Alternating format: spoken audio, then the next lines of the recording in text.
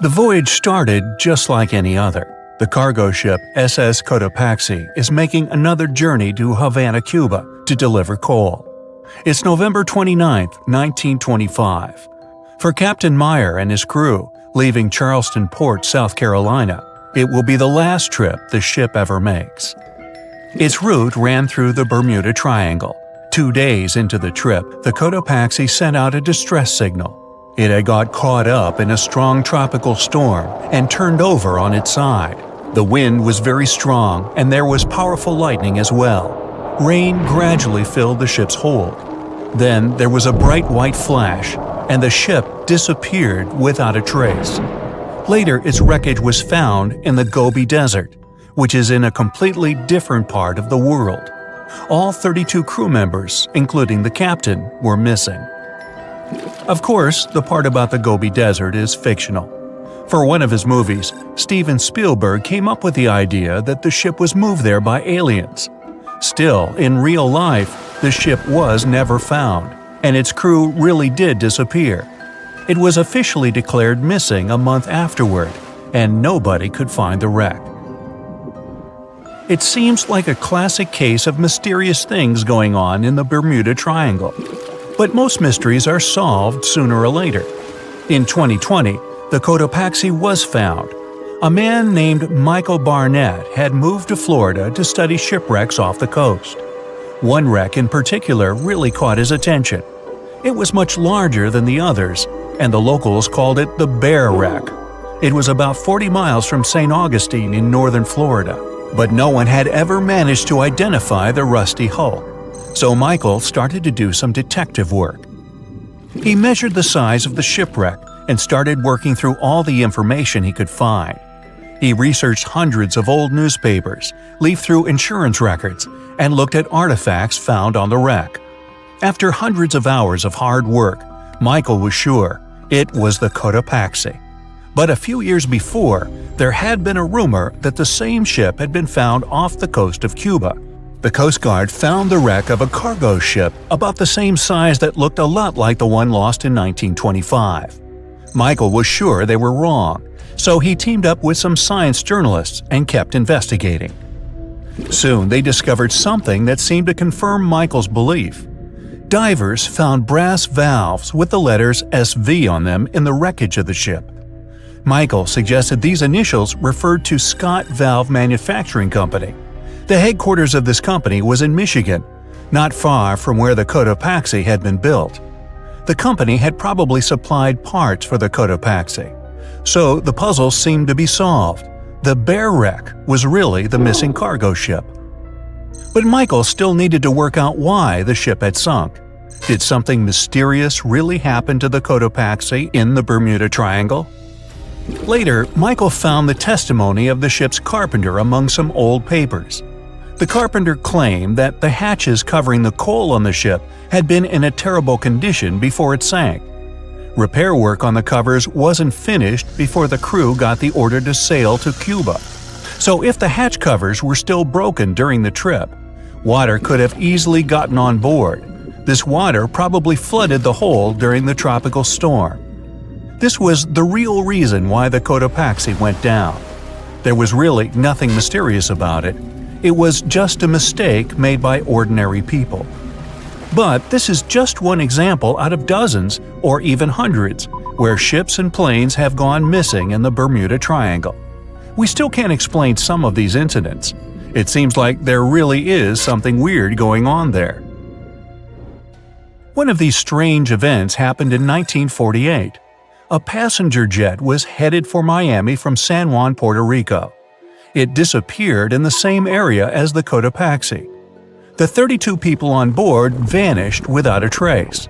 The weather was clear throughout the flight, but experts think that when the plane was about 50 miles from the coast, it could have been hit by a strong wind that knocked it off course. Years later, a similar plane was found in the area of the Bermuda Triangle, but because no one could work out the registration, it was impossible to say for sure if it was the same one. Something even stranger occurred not long before, in 1945. 5 planes went missing all at the same time. Some trainee pilots were practicing their navigation skills.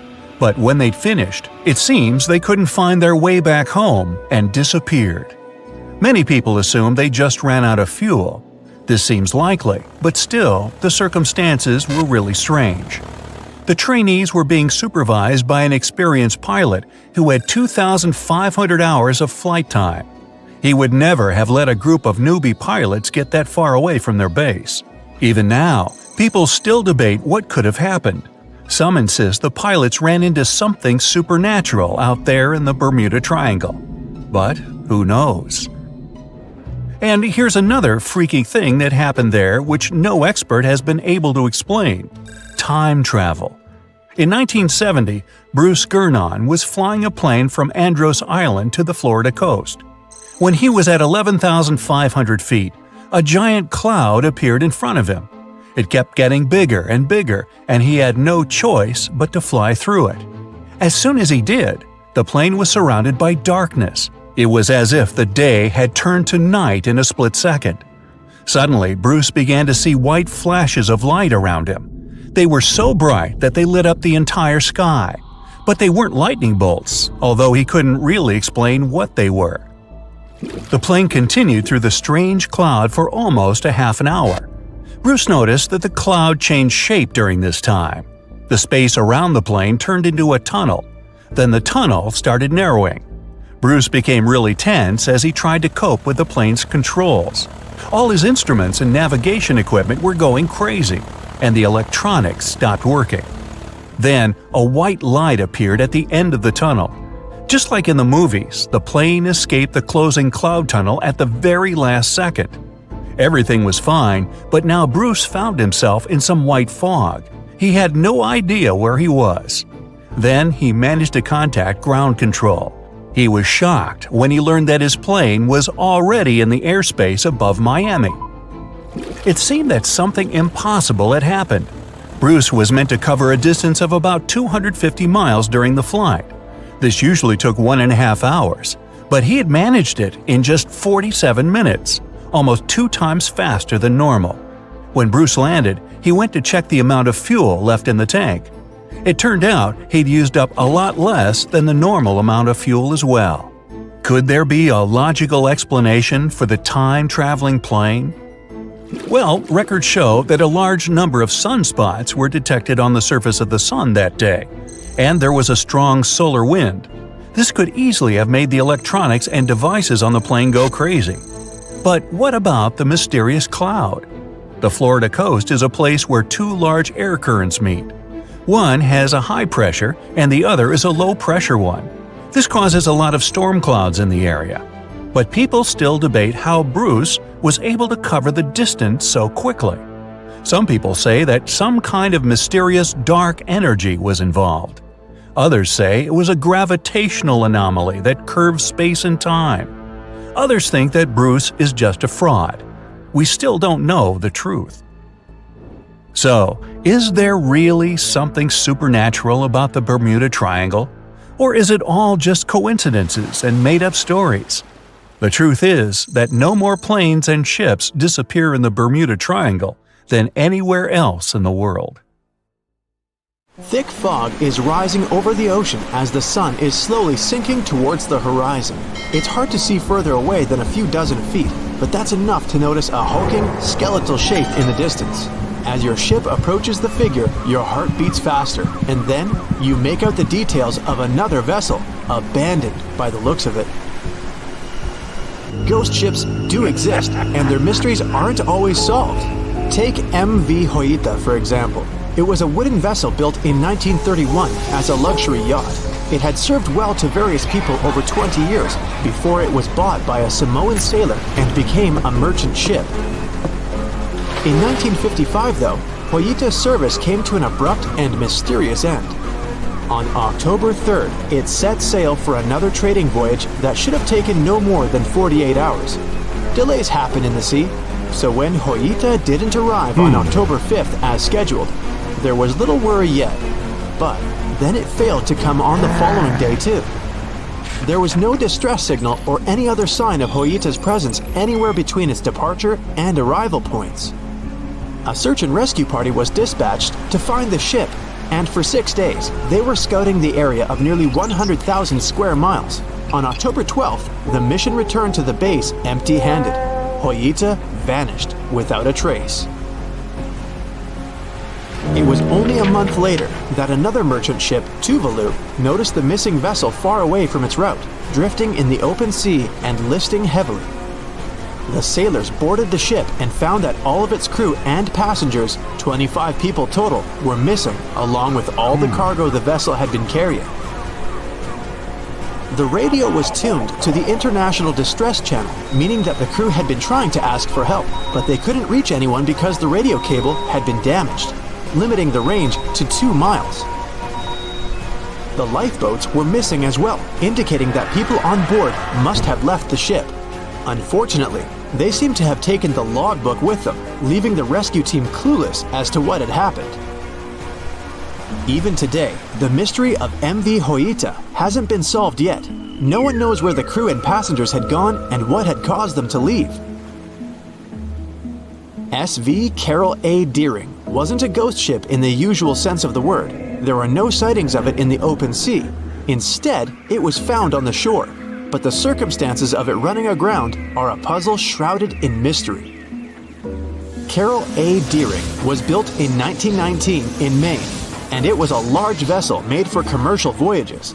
Unfortunately, despite its large cost of construction, it had only served for a year before its last trip. July 19, 1920. The ship was traveling from Puerto Rico to Rio de Janeiro via Newport News to deliver a cargo of coal. It was almost halfway to the final destination when the captain fell seriously ill, and the crew turned back to drop him and his son off and replace the captain. The voyage went without incident, but when it came to Barbados in December to resupply, there were strange moods among the crew. The first mate didn't seem to be happy with the new captain. No one paid much attention to it back then, when they probably should have. The last sighting of Carol A. Deering at sea was on January 28, 1921, when a lightship noticed it off the coast of North Carolina. There was some commotion on the quarterdeck of the ship, where the crew were normally not allowed. Then, another vessel sighted it, but there was already no one on the decks. On January 31st, the merchant ship was found hard aground in the Diamond Shoals, a site notorious for numerous shipwrecks that had been occupying there for centuries. When the search and rescue party boarded the ship, they found it abandoned, the log and personal belongings of the crew gone, along with the 2 lifeboats. There is still no answer to what happened on board of Carol A. Deering that January, although the most popular version was mutiny. Maybe we'll never find out the truth though. SS Bechimo is perhaps one of the most notable ghost ships in history. This large cargo steamer was built in 1914 in Sweden and plodded its way dutifully over 16 years, trading provisions for pelts with native tribes of Alaska and Canada. But then, on October 1st, 1931, Bechimo got caught in pack ice. At first, it seemed the crew would be able to wait it out and continue on their route because the ship broke free in a couple of days. But in less than a week, it became caught again, this time for good. In another week, a rescue party was sent to fetch 22 of the Bechimo's crew, while another 15 remained behind to wait through the winter if necessary and get the ship back. But a month later, after a powerful blizzard struck their camp, the sailors went out of their shelters only to find the ship gone. Luckily, a few days later, a native hunter told the Bechimo hadn't been lost yet. He'd seen it about 45 miles from where they had been stationed. They managed to track it down, but decided the ship wouldn't survive the winter. So they took the most valuable cargo from its hold and abandoned it. They were wrong though. SS Bechimo did survive that winter, and many more that followed. When the ice broke, it sailed away on its own, drifting listlessly along the shores of Canada and Alaska. There were numerous sightings of the ghost ship, sometimes adrift in the open sea, and at other times stuck in the pack ice again. People attempted to board and salvage it, but weather conditions or lack of equipment always prevented them. SS Bechimo was last sighted by native Alaskans in 1969, 38 years after its abandonment. What became of it later remains unknown. The story of SS Orang Medan is one of the most puzzling and harrowing ghost ship stories of the 20th century. No one even knows for sure if the ship even existed in the first place. It wasn't recorded in Lloyd's Shipping, the International Register of Ships, which makes it either a tall tale or a vessel that avoided being officially recognized for some shady reasons. In any case, the accounts as to what happened to the Medan vary. According to most reports, it was carrying some unknown cargo in the Indonesian waters when a distress call was received by another ship in the vicinity. The officer on duty heard an SOS message, but its contents are different depending on the accounts. The message did not repeat, and the crew of Medan didn't answer to any attempts to contact it back. The ship that received the distress call hurried to the rescue, but they only reached the vessel the following day, when it was already drifting and slightly listing. When the rescuers boarded the ship, they found that none of the crew had survived. However, one lifeboat was missing, which implied that there was at least one crew member who managed to escape. What happened to the rest of the people on board remains a mystery to this day. Still, there are no hard facts about this story, so we might never find out whether SS Orang Medan was actually a ship and not a thing of fiction. SV Zabrina was a 3-mast sailing barge built in 1873 for river trade ships in South America. She served for well over 4 decades, proving to be a sturdy and reliable ship. It was later transferred to Europe, where it continued serving its purpose well. But then, in October 1917, Zabrina set sail on a regular voyage only to be found ashore several days later. Mysteriously, although the ship was perfectly intact, the entire crew of 5 and the captain were gone.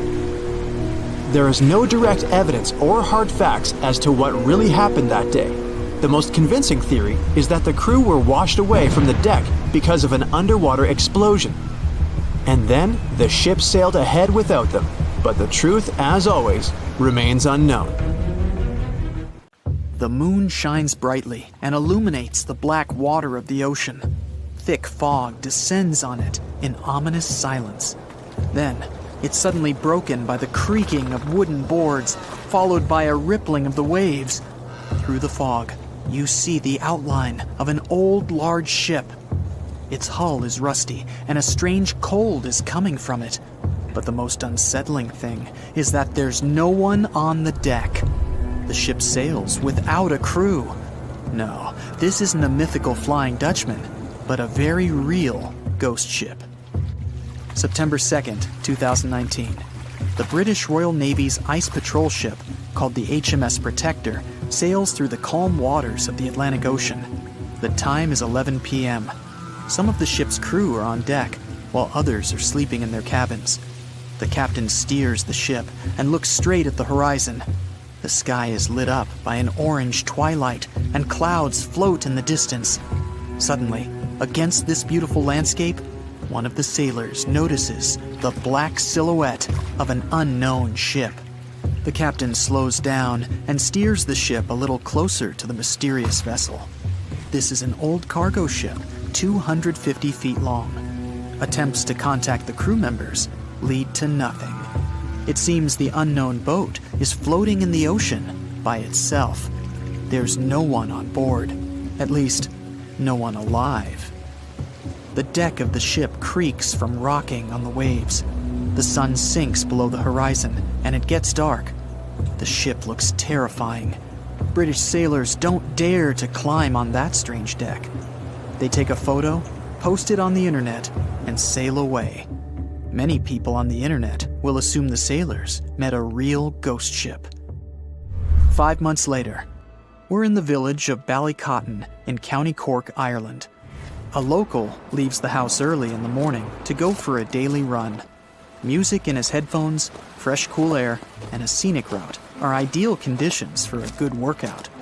The jogger runs along the road on the coast of the Celtic Sea. There was a strong storm last night, and now the sea looks calm. The man runs along the top of a low cliff and notices a huge vessel. An old rusty cargo ship 250 feet long lies on the beach, right among the rocks. no people on board. It seems the ship has been here for ages, but the local is sure this vessel wasn't here yesterday. A little later, it turns out this is the same ship that the sailors from the HMS Protector saw 5 months ago, thousands of miles from this place. The cargo ship, called the Alta, was built in 1976. Nobody knows who used it all this time and for what purposes. It's only known that in 2017, the ship was purchased by a new owner and marked with the flag of Tanzania. It's important to say that almost all cargo ships are equipped with AIS, Automatic Identification System, which is needed to track ship movements in the ocean. Since 2015, something strange started happening with the Alta's AIS. The ship disappeared from the satellites, then reappeared again. Over the past few years, this ship had changed several names and flags. It's not surprising that its AIS shut off and turned on numerous times. It's said that some of those who disable AIS on their ships do so to hide outlaw activities. The ship's captain, whoever it was, clearly didn't want to show the Alta's movements. As AIS showed in 2017, the ship had sailed near Greek port cities. The Alta made 12 stops in 3 such cities in different parts of Greece. Then, the AIS signal disappeared, and 10 months later, the Alta reappeared near the northern coast of Africa, 1,200 miles from Greece. In September of 2018, the ship was sailing about 1,400 miles southeast of Bermuda, and at that time, the crew members started having problems. There were 10 people on board the Alta. On September 19th, the ship's engine failed right in the middle of the Atlantic Ocean. The nearest shore was very far away. The ship began to drift. As days passed, the crew couldn't fix the vessel. Food supplies were running low. The crew started to panic and tried to contact someone. The situation got worse as a strong hurricane was approaching the place where the ship broke down. Crew members contacted the U.S. Coast Guard. On October 2nd, a helicopter headed towards the ship. Food and water were unloaded on the Alta. This was enough for the crew to bide their time for several days. About a week later, a rescue boat sailed about 1,500 miles to reach the Alta and help the stranded sailors. Shortly before the start of the hurricane, American rescuers succeeded. The entire crew of the wrecked ship was taken to Puerto Rico. The Alta remained drifting in the ocean. After a while, another ship arrived to tow it to the coast of Guyana. Then, something went wrong again. The ship was hijacked. Who did it and why remains a mystery to this day. But then, for some unknown reason, the thieves decided to abandon the ship and left it to drift in the ocean. For almost a year, the ship's location couldn't be tracked.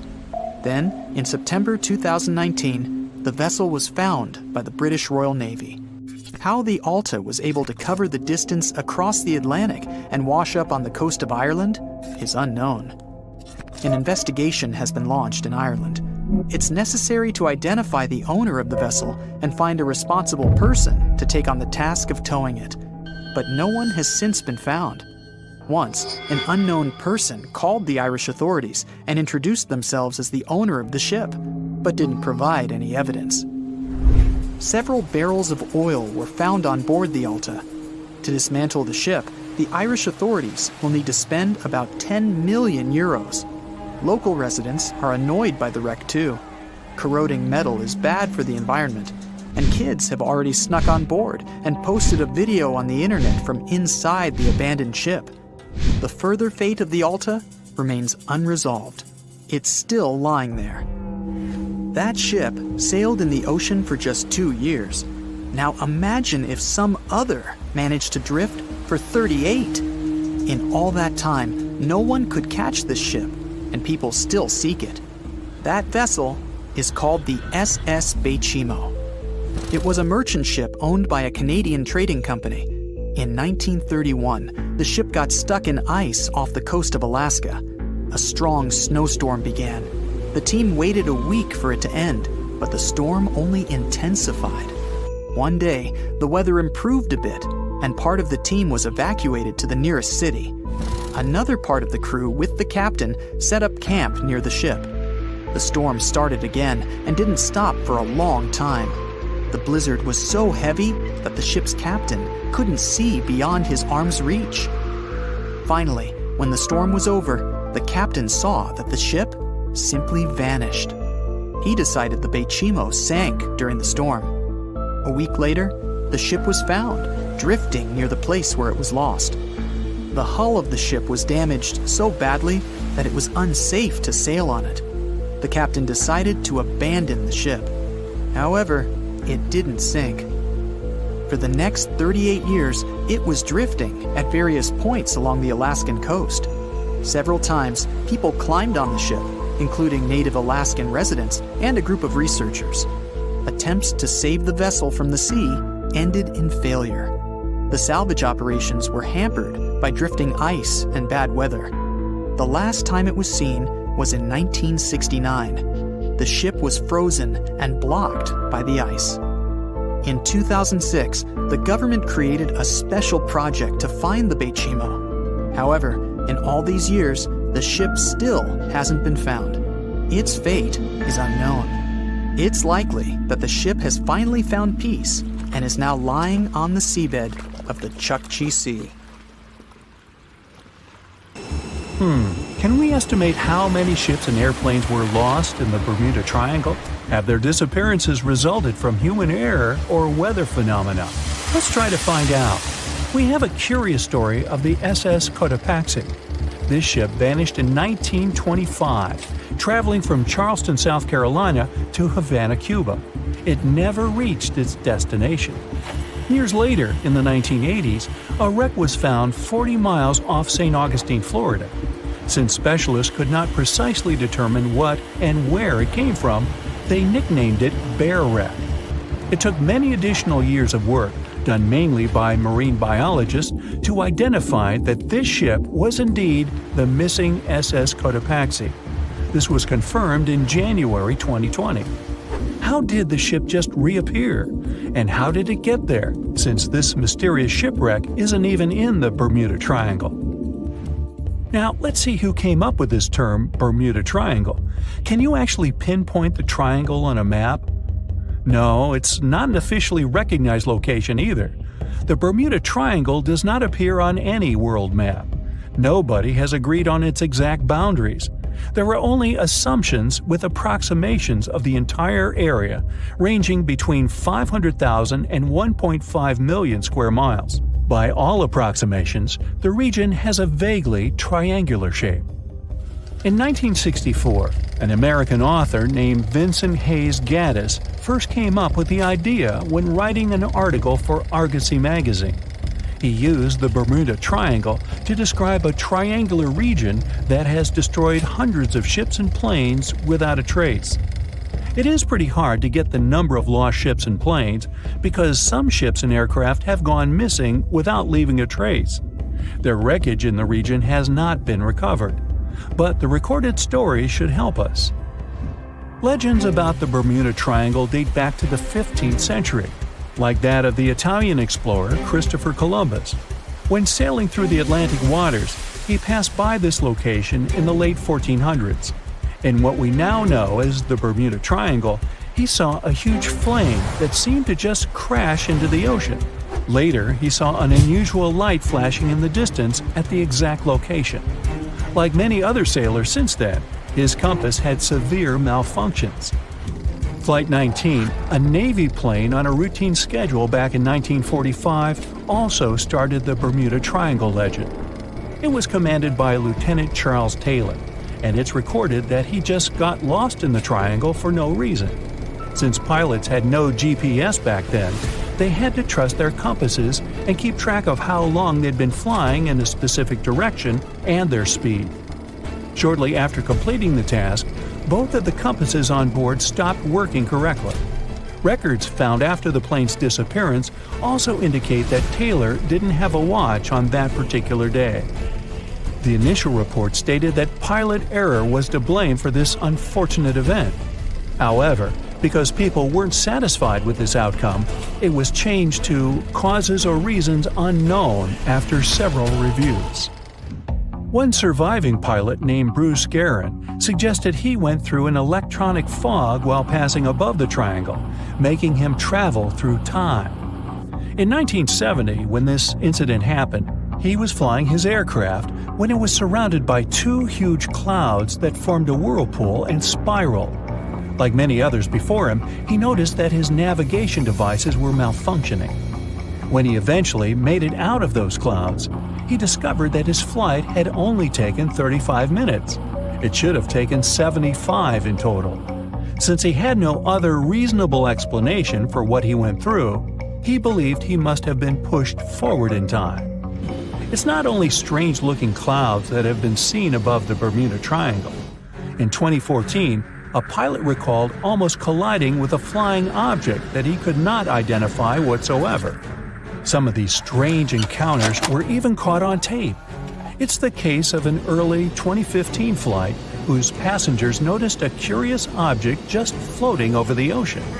The pilots have yet to figure out what they actually saw back there. Okay, not all of the possible explanations have been this unusual.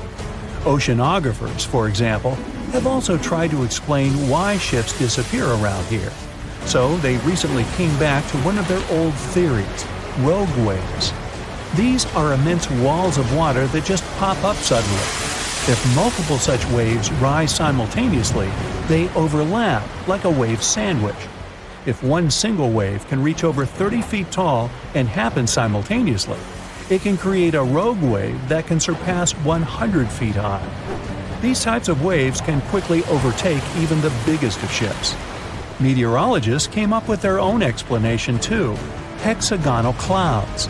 These unusual types of clouds can generate winds of up to 170 miles per hour, and they're pretty significant too, some reaching 20 to 55 miles across. As such, waves inside these wind giants can go as high as 45 feet. The Earth's own magnetic force might also have something to do with it.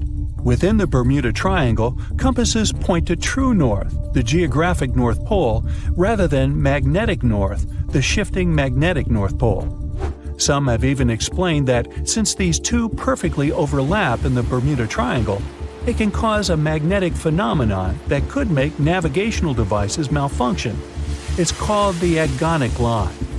The problem is that scientists have discovered that this line moves each year. It might have passed through the Bermuda Triangle at one point, but it's now through the Gulf of Mexico. Other strange natural phenomenon found along the coast of Norway could help explain why the Bermuda Triangle has claimed so many ships. There are some deep craters there, measuring up to half a mile wide and are 150 feet deep. Scientists believe they were created by methane gas bubbles. This gas seems to be leaking from deposits hidden deep in the seabed. Once the gas reaches a certain quantity, it bursts to the surface and causes eruptions. So, do pilots and ship captains actually avoid this area today? Could this explain why there are fewer ships that get lost there nowadays? But if you've ever flown from Miami to San Juan, Puerto Rico, you probably know that's not true. As for ships, if people would avoid the Bermuda Triangle, nearly all Caribbean vacations would be spoiled. To this day, there are a lot of flights that go over the Bermuda Triangle, so it's clear nobody is avoiding it. This place is one of the most heavily traveled shipping lanes in the world. Nowadays, the Bermuda Triangle has heavy daily traffic, both by sea and air. But the Bermuda Triangle is indeed subject to tropical storms and hurricanes that happen very often. Let's also keep in mind that the Gulf Stream, a strong ocean current that causes sharp changes in local weather, passes through the Bermuda Triangle. Besides, the deepest point in the Atlantic Ocean, the Milwaukee Depth, is also located in the Bermuda Triangle. The Puerto Rico Trench reaches almost 27,500 feet at the Milwaukee Depth. So, if you think about it, the whole mystery is a perfect combination of human error, bad weather, and a lot of ship traffic. This was confirmed by data provided by the U.S. Coast Guard. If you look at percentages, The number of ships or planes that go missing in the Bermuda Triangle isn't different from anywhere else. Disappearances do not happen more often than in any comparable region of the Atlantic Ocean. Official statistics say around 50 ships and 20 airplanes have vanished while traveling through this region. So that's another reason why the total number is so hard to pinpoint. Nobody could describe its rescue in official records if a boat was reported missing. There are also some events that, it turns out, didn't happen at all, adding to those false reports, like that of a plane crash back in 1937 off Daytona Beach, Florida, that local papers surprisingly revealed nothing about. No matter what happens, don't stop! We almost got it! Two treasure seekers are digging frozen ground in a cornfield at night. It's raining hard, lightning is flashing, but these two guys keep working. And now the shovel hits something solid. No way! A treasure chest! They start digging faster and find a piece of a ship's engine. What the? Far from the seas and lakes, somewhere under the fields of Kansas City, they found a giant sunken ship. How is this possible? Now you'll see. Some people spend their lives searching for shipwrecks with treasures underground. One of them is explorer David Hawley. He's been looking for such ships far from the seas, rivers, and oceans for many years. He does this because he likes the feeling of adventure. The holds of these ships may contain chests of gold, antiques, and artifacts. And you can get a lot of money for them. David says you don't have to go into the ocean to find a sunken ship. They may be lying in your backyard. But why do ships end up buried underground among fields, farms, and plains? Let's find out using the example of steamboat Great White Arabia. According to old records, the newspaper clippings, this ship had been carrying about 200 tons of treasure before it sank in 1856. Many rumors and local legends said the ship was lying underground, a few miles northeast of Kansas City. It was there because people deliberately altered the riverbed and channels of the Missouri River in the second half of the 19th century. They artificially brought the shores closer to each other. They narrowed the river to increase the flow's speed, so boats could sail much faster. In the 19th century, steamboats were the most popular means of transporting passengers and goods. Before railroads, they extended the western border across the Mississippi and Missouri rivers and brought supplies to people. That's why it was so important to increase the speed of their movement. So, on September 5, 1856, Arabia was sailing along such an estuary. It came across a snag sticking out of the water. A piece of log quickly flooded the ship. Fortunately, all passengers were evacuated. But the steamer and its precious cargo reached the silt bottom of the Missouri River in a few minutes. Several years had passed. Everyone forgot about the vessel. During this time, the course of the Missouri River had changed. But Arabia remained under the wet, muddy bottom. The soil level above it was getting higher, and the ground was losing moisture. Eventually, many decades later, a cornfield formed above the sunken ship. In the 1980s, one farmer owned this area, and he had no idea what was hidden in his territory. David Hawley carefully studied the history of the sunken ships of the USA. He knew that hundreds of steamers had gone underwater all over Missouri, but most of all, he was interested in Arabia, as there were rumors that it was filled with gold and other valuable things. The territory of cornfields in Kansas was vast, but David Hawley knew how to search properly. In 1987, he started working. First, together with his brother and father, they collected all the clippings from old newspapers they could find. They were looking not only for information about the steamer, but also for maps of the Missouri River. They tracked its historical changes, checked the dates, and identified a large area where the steamer sank. Next, they used electromagnetic testing and other geological stuff to study the soil and find the right place. They searched for differences in ground moisture and density. Then, they went through the territory with powerful metal detectors. And so, by the fall of 1988, they had determined the location of the steamer. Arabia was the size of a football field. This gigantic vessel lay 45 feet underground, 4 stories down. But before they started excavating, they had to ask the owner of the cornfield for permission. For the farmer, this news was a big surprise. He agreed on the condition that the excavations would be completed by spring so that he could sow a new crop. Digging a giant ship in winter is much more difficult and expensive than at other times. It includes additional equipment, electricity, and heating costs. The team worked day and night. They financed the excavations out of their own pocket. Each invested more than $10,000 and took out a bank loan. Finally, they noticed the first details of the ship. The shovels hit the huge engine boilers and the deck. The goal had been achieved. Most of the cargo lying inside the sunken ships is covered with rust, shells, mud, and is badly damaged. The contents of Arabia were in excellent condition, considering that the ship had sunk 130 years prior. Unfortunately, they didn't find the chests of gold. Still, they got several tons of other valuable cargo, household items of people who lived in the middle of the 19th century. It was a time capsule. The ship was carrying supplies for hundreds and thousands of people, and all these things were perfectly preserved. For example, they could clearly see the brand stamp Goodyear Rubber Company on one rubber shoe. The longer the excavations continued, the more things David and his team found. In the barrels, they found plates from the 19th century.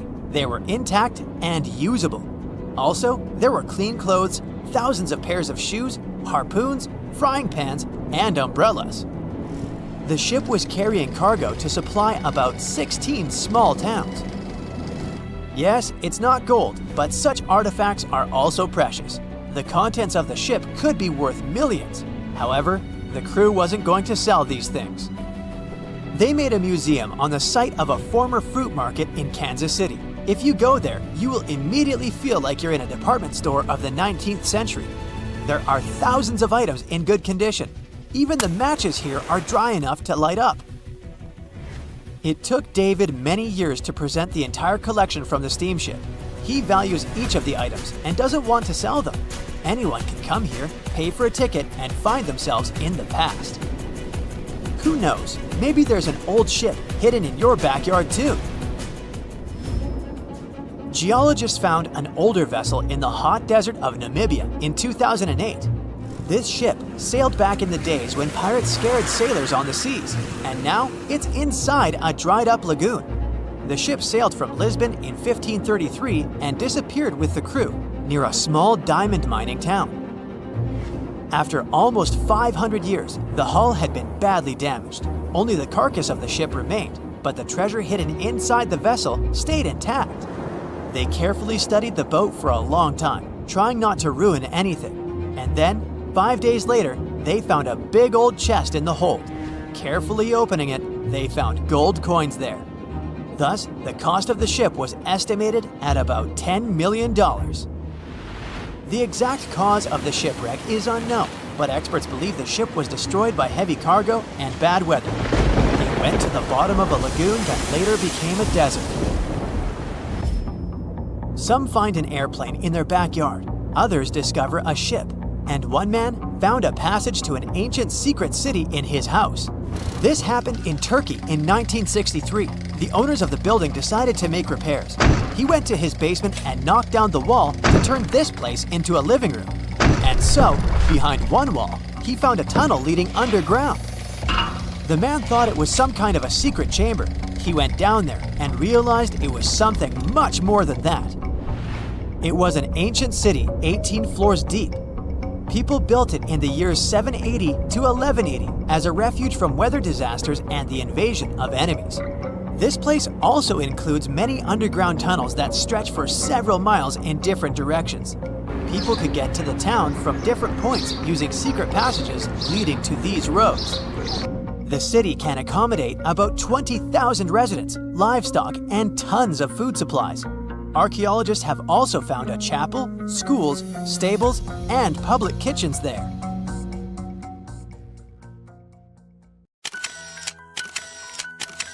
At the beginning of the 20th century, somewhere off the coast of West Africa, a German steamship was leaving the port. Suddenly, the weather got worse, and the vessel entered a thick fog. The sailors ran aground on a sandbank close to the shore. Luckily, no one was hurt, and they were even able to save their precious cargo. But the ship was stuck in the sand for good. And it was not alone there. Nearly the entire length of the western coast of Namibia is called Skeleton Coast. If the name sounds scary, that's because it is. This 976-mile-long beach line is among the most dangerous places on Earth. The local Bushman tribes believe that their supreme deity made this land when it was angry. The Portuguese were the first Europeans to set foot in Namibia in the 15th century. And yep, they didn't like Skeleton Coast either. Portuguese explorers thought this land presented the gates to the underworld. This is the place where the Namib Desert meets the Atlantic Ocean. It might be dangerous, but it's actually beautiful. Plus, it's a UNESCO World Heritage Site. If Skeleton Coast had a PR manager, they would quit on the first day on the job. The area is not exactly tourist-friendly because of its geography and history.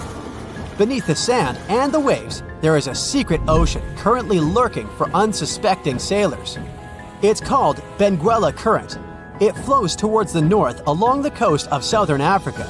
This part of the Atlantic is rich in marine life, but the current's land neighbor isn't that happy with the deal. This arid climate created the Namib Desert, one of the driest regions on Earth. And that marine life I just mentioned? It's sharks. 11 species of them to be exact. And yes, the great white decides to pop by once in a while. So far, we've got a desert landscape, strong currents, and sharks. Not a place for a beachside resort, definitely. But if someone ends up on Skeleton Coast, will they know they're in danger? Don't worry, they will. The beach is littered with wrecks of all sizes and shapes. If you remember that German ship I mentioned in the very beginning, its massive and rusted stern is now sticking out from the desert sand. There are some 500 wrecks in total scattered along the coast, and it's a mixed crowd, from Portuguese galleons centuries old to ships that ran ashore here in the 21st century. A modern fishing ship called Zela India managed to slip from its tow rope in 2008 and ended up on Skeleton Coast. Okay, it didn't escape on its own, it had some help from the elements. But it's better to be a tourist attraction on a beach than to be broken up for scrap. That's where the trawler was originally going, poor thing.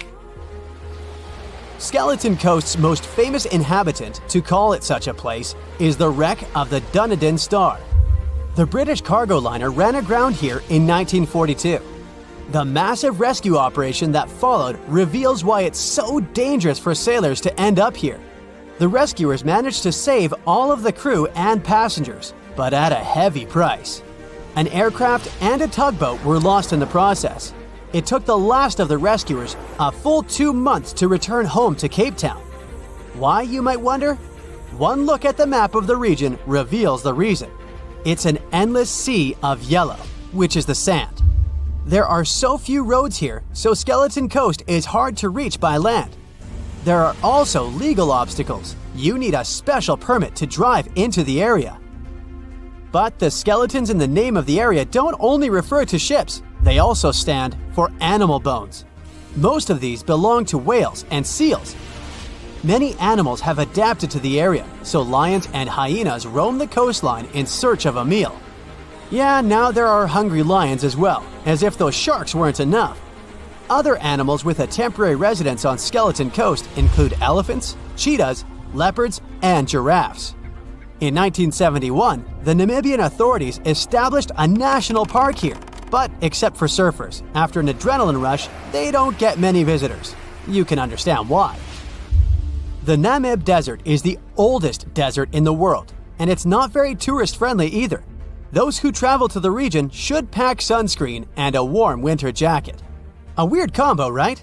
Well, not so much when you think that during the day, temperatures soar over 110 degrees Fahrenheit. At night, the air temperature drops below freezing. What a climate roller coaster! And that's not the final danger. Yep, there's more. Remember how that German ship got lost in thick fog? Yeah, it wasn't a one-off event. Because of the region's climate, fog shows up frequently. Sailors should cover their ears now, but this fog is actually good for wildlife. This is their only source of water in the Namib Desert. Reptiles and mammals have adapted to the harsh climate. They use as little water as possible. Shifting sands, thick fog, strong currents, lions, and sharks. Not the stuff you would put in a tourist booklet, but Skeleton Coast isn't the only beach on Earth you wouldn't want to spend your vacation on. I will take you to Cape Tribulation in Australia. The area covers some 48 square miles in the northwestern part of the continent. And no, the area is not as dry as Skeleton Coast. It's part of the Daintree rainforest. You could say that here, it is the rainforest, not the desert that meets the ocean. The beach at Cape Tribulation is straight from a postcard. But looks can be deceiving. Australia? Probably sharks. No, crocodiles are out here to get you if you decide to go for a dip in the sea. There are saltwater crocodiles that the locals call salties. Well, that's a cute nickname for such a dangerous reptile. And it's not just that. The wildlife seems to have a beef with visitors. From October to June, the waters around Cape Tribulation are full of box jellyfish. Their venom affects the human cardiovascular system. When touched by a jellyfish out at sea, swimmers won't have enough time to reach land for help. Vinegar helps neutralize the sting, so you might want to keep a spare bottle in your luggage. Crocodiles and jellyfish sound dangerous, but there's one more animal you should look after. It's the wild boar. It might sound funny, but you won't laugh when you're being chased by one of these across the beach. 21 million wild boars live in Australia. They're mostly active at night, making it even more dangerous if they charge at you. The best defense is running in circles. Wild boars can't cut corners well. That's probably why we don't see many of them taking up careers as race drivers. Cape Tribulation has one last danger installed for you, and it's not an animal. Out here, even the trees are plotting against visitors. The stinging tree got its name for a reason. If you try to pick one of its beautiful red berries, it'll fight back. Its prickles are like tiny glass shards. The less than pleasant effect on your skin will last for a month. Then there is this wait a while bush. Who keeps naming them like this? This long vine has spikes that grab hold and just don't let go. They are so strong they can pull a human off a horse. You'll have to wait for someone to come by and save you from this thorny grabber. If you are about to cross this Australian beach from the vacation list, hold on for a second. Tourism is booming here. The local authorities have restricted access to all of the danger zones. Visitors go swimming in dreamy water holes that are surrounded by lush vegetation. There are even ropes to swing from. Now, that's a beach you can finally relax on. There's a ship drifting somewhere in the ocean without a crew. The last time someone saw it was over 50 years ago. Its story reminds of that of the Flying Dutchman, a ship that's bound to sail forever and bring disaster to whoever sees it at sea. At least the legend says so. Unlike the Flying Dutchman, the SS Bay Chimo was definitely real and built for a German company in Hamburg and began as an ordinary cargo ship.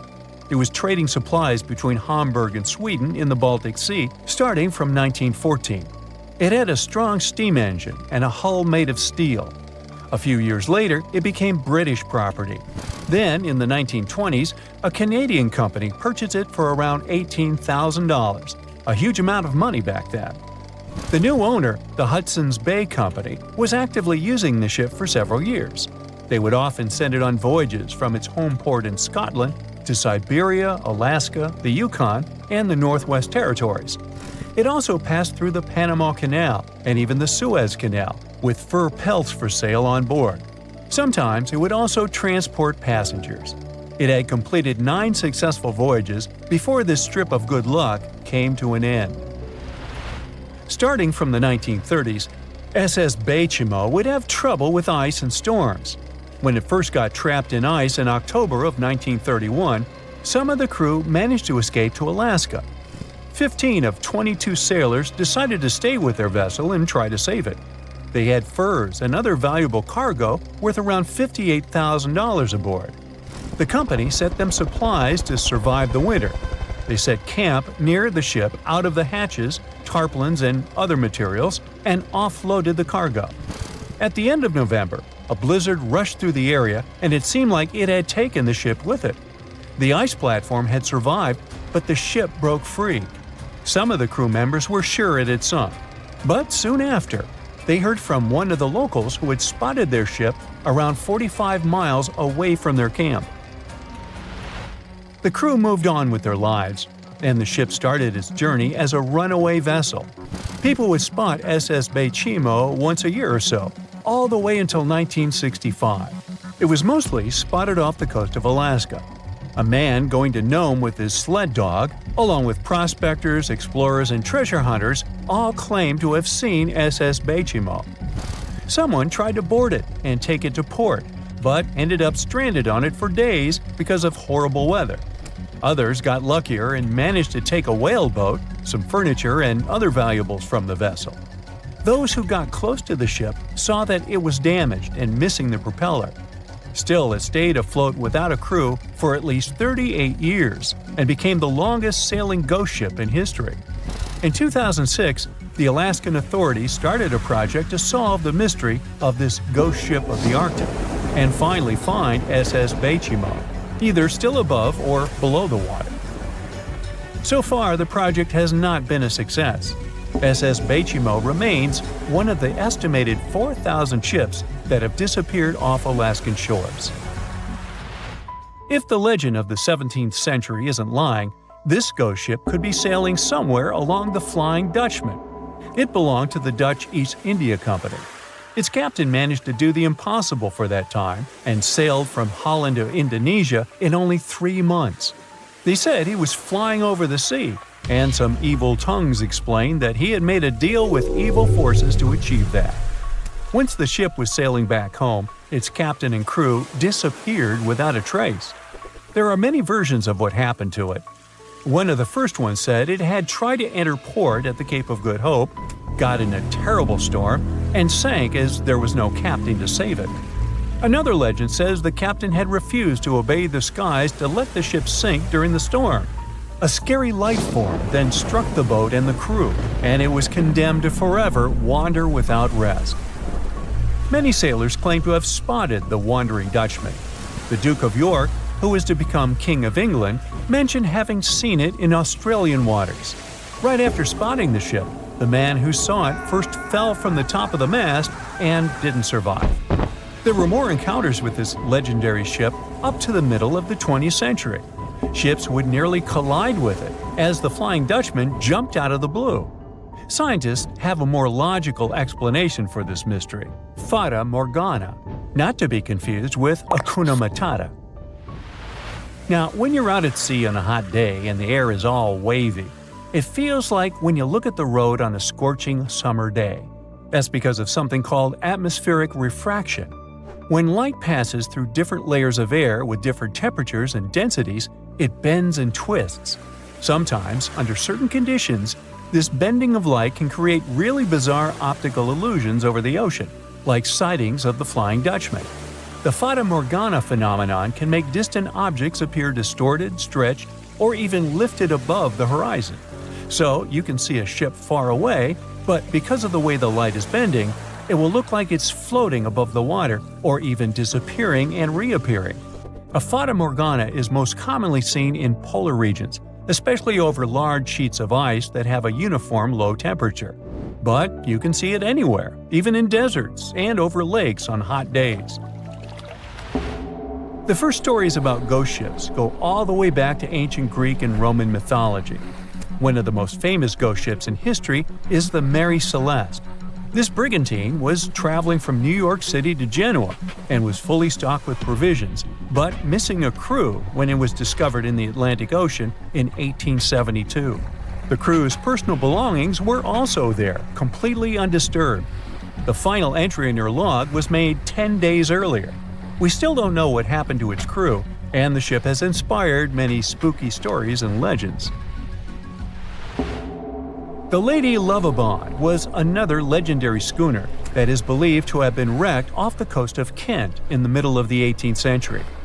The story tells that the ship's captain, Simon Reed, had just got married and took his bride on board for a celebratory cruise, despite the superstition that it could bring bad luck. They were on their way to Portugal when the first mate, who is also in love with the captain's new wife, went mad because of jealousy, attacked another crew member, and then took over the wheel and steered the ship straight into the dreaded Goodwin Sands. No one aboard survived, and the schooner is said to reappear as a ghost vessel every 50 years. In present times, many vessels become abandoned and turned into ghost ships intentionally. There are thousands of them floating in U.S. rivers, lakes, channels, and coastal waters. Some people lose their boats in storms and other extreme weather. Others have to abandon their boats because maintaining them can cost 10% of the boat's price. Plus, docking a vessel can add up to several $1,000s every year. Most boats have been made of fiberglass, so an owner can't just recycle them as scrap metal. So, once they want to get rid of it, they often tie it to a dock and sneak away, or leave it floating far away from the shore, or just try to sink it.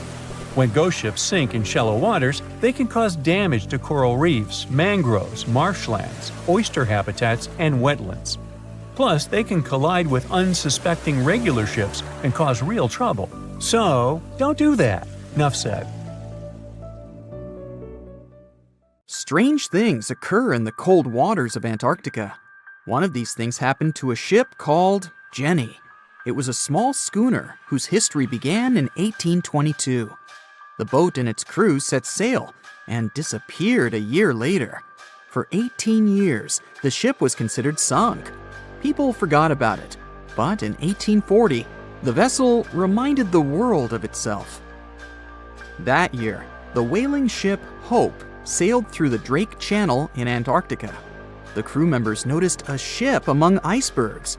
It was the schooner Jenny. It was floating slowly in the dark, with no signs of life.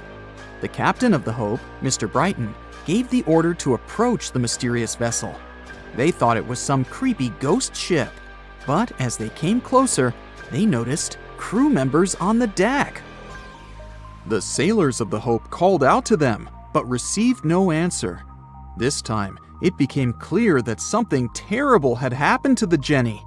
When Brighton boarded, he realized that the Jenny crew members weren't missing. They were here. Frozen people stood like statues. Brighton went down to the lower deck and found the captain. He was sitting frozen at the table, holding a pen. Brighton looked at the logbook. The last record was made on May 4th, 1823. The captain wrote that he was the only living member of the crew. They spent 71 days without food.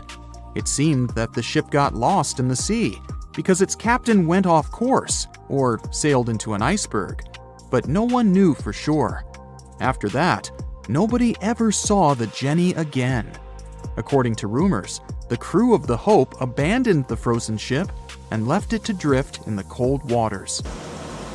According to other rumors, this whole story is fiction. The story of the Jenny was described in a German magazine in the middle of the 19th century. Still, there was no further evidence of the ship's existence. Already in our time, Cambridge University decided to explore the case of the Jenny. The researchers discovered that one of the crew members of the Hope, who didn't disclose his name, told someone the legend of the frozen ship. Someone shared the story with another guy, and it was published in a German magazine called Globus. And that's all. There was no other evidence. One of the most famous ghost ships was the Mary Celeste, and there's no doubt about its existence. The history of this vessel was documented in court. People wrote about it in newspapers, but the most exciting thing is that the ship continued to be used even after 10 people disappeared from its deck. The history of the Mary Celeste began in Canada in 1861. When it was first built, the ship was called the Amazon. It changed captains several times, and it also hit some rocks. The boat was sold, bought, then sold again, repaired, and sailed under the name Mary Celeste.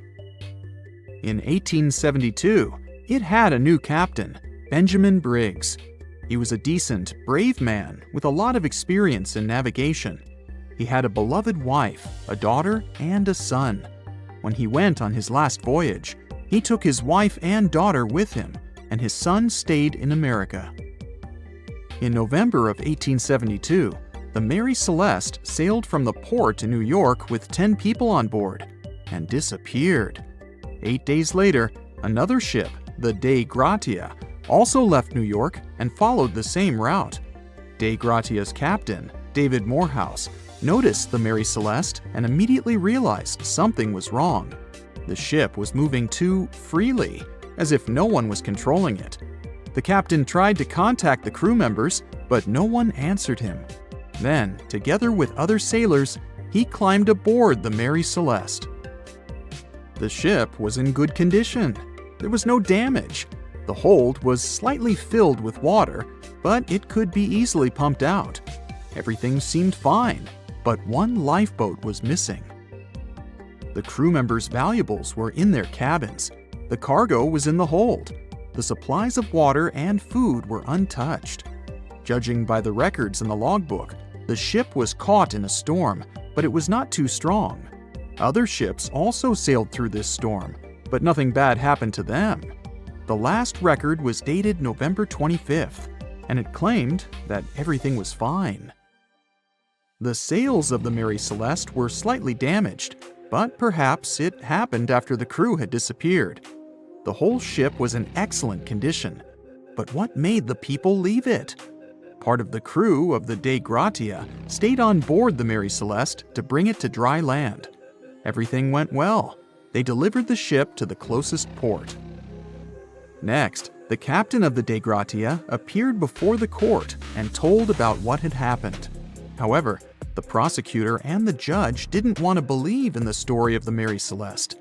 They were sure the captain got rid of the ship's crew to get money for its cargo. According to the maritime laws of that time, if you found a ghost ship with valuable cargo, then a substantial part of this cargo belonged to you. So, many people thought that David Morehouse decided to earn some money.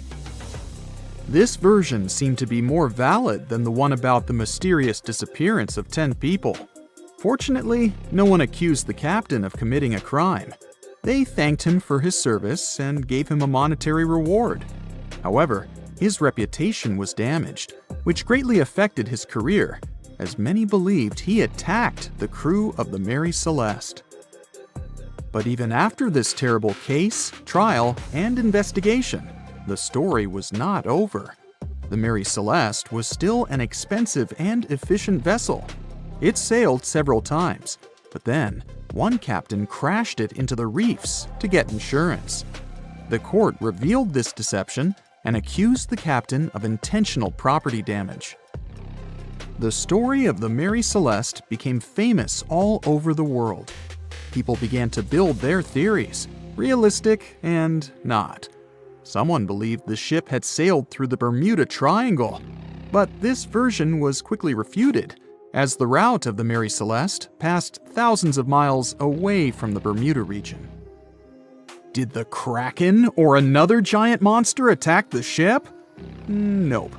Since the boat was found in almost perfect condition, there were no signs of a struggle. One of the most popular versions was that the crew of the Mary Celeste stole some valuable cargo and sailed to Spain on the rescue boat. However, those who knew Captain Benjamin Briggs said he was a good, honest man. Besides, he had a son in New York, and Briggs would never leave him. A more thorough investigation revealed that a series of accidental circumstances could have caused the disappearance of the ship's crew. Before its last voyage, the vessel delivered coal. Perhaps the pump intended for pumping water got clogged with coal after that, and when the ship got into a storm, the hold filled with water and the pump broke. The captain couldn't understand the amount of water because numerous barrels in the cargo hold blocked the view. Benjamin Briggs assumed it was dangerous to stay on the ship during a storm, so he evacuated with the passengers on a lifeboat. Perhaps they were close to land and decided to sail there, but the storm intensified and overturned the boat. Also, one record in the log journal said that the chronometer was faulty. It was a device that helped to determine your location at sea using longitude. Briggs got lost and didn't know which way to sail. The storm was strong, and he couldn't determine whether the ship would sink. Perhaps Briggs decided to leave the ship in a rescue boat when he saw the coast of the Azores. The uniqueness of this ghost ship case is that, unlike many others, you can investigate it yourself. There's a lot of information about the Mary Celeste on the internet. There are documentaries and research articles. Perhaps you'll be able to notice something that others haven't seen and solve the mystery of the disappearance of 10 people. They said it was the most technologically advanced ship. They said it was unsinkable. And when it sank, they made a movie about it. These were the main reasons why the Titanic disaster became world famous. But unfortunately, this is not the only large-scale shipwreck. And sadly, there have been cases much worse than the tragedy of the Titanic. One of them occurred on April 27, 1865. The Sultana steamboat carried passengers and cargo daily between St. Louis and New Orleans. It was a pretty large wooden boat with 3 decks and was 260 feet long and 70 feet wide, almost twice the size of a basketball court.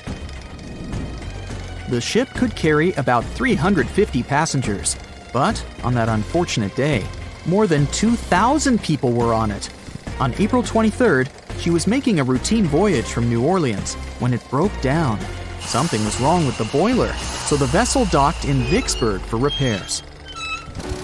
At the port, the ship's captain, James Cass Mason, found out about an excellent opportunity to earn a lot of money. All he needed to do was to transfer a large group of former prisoners to the north. The captain agreed to do it, but the problem was that the boiler required a lot of time to repair. Mason was afraid that his competitors would take the job, so he decided to sail despite the malfunction the ship had.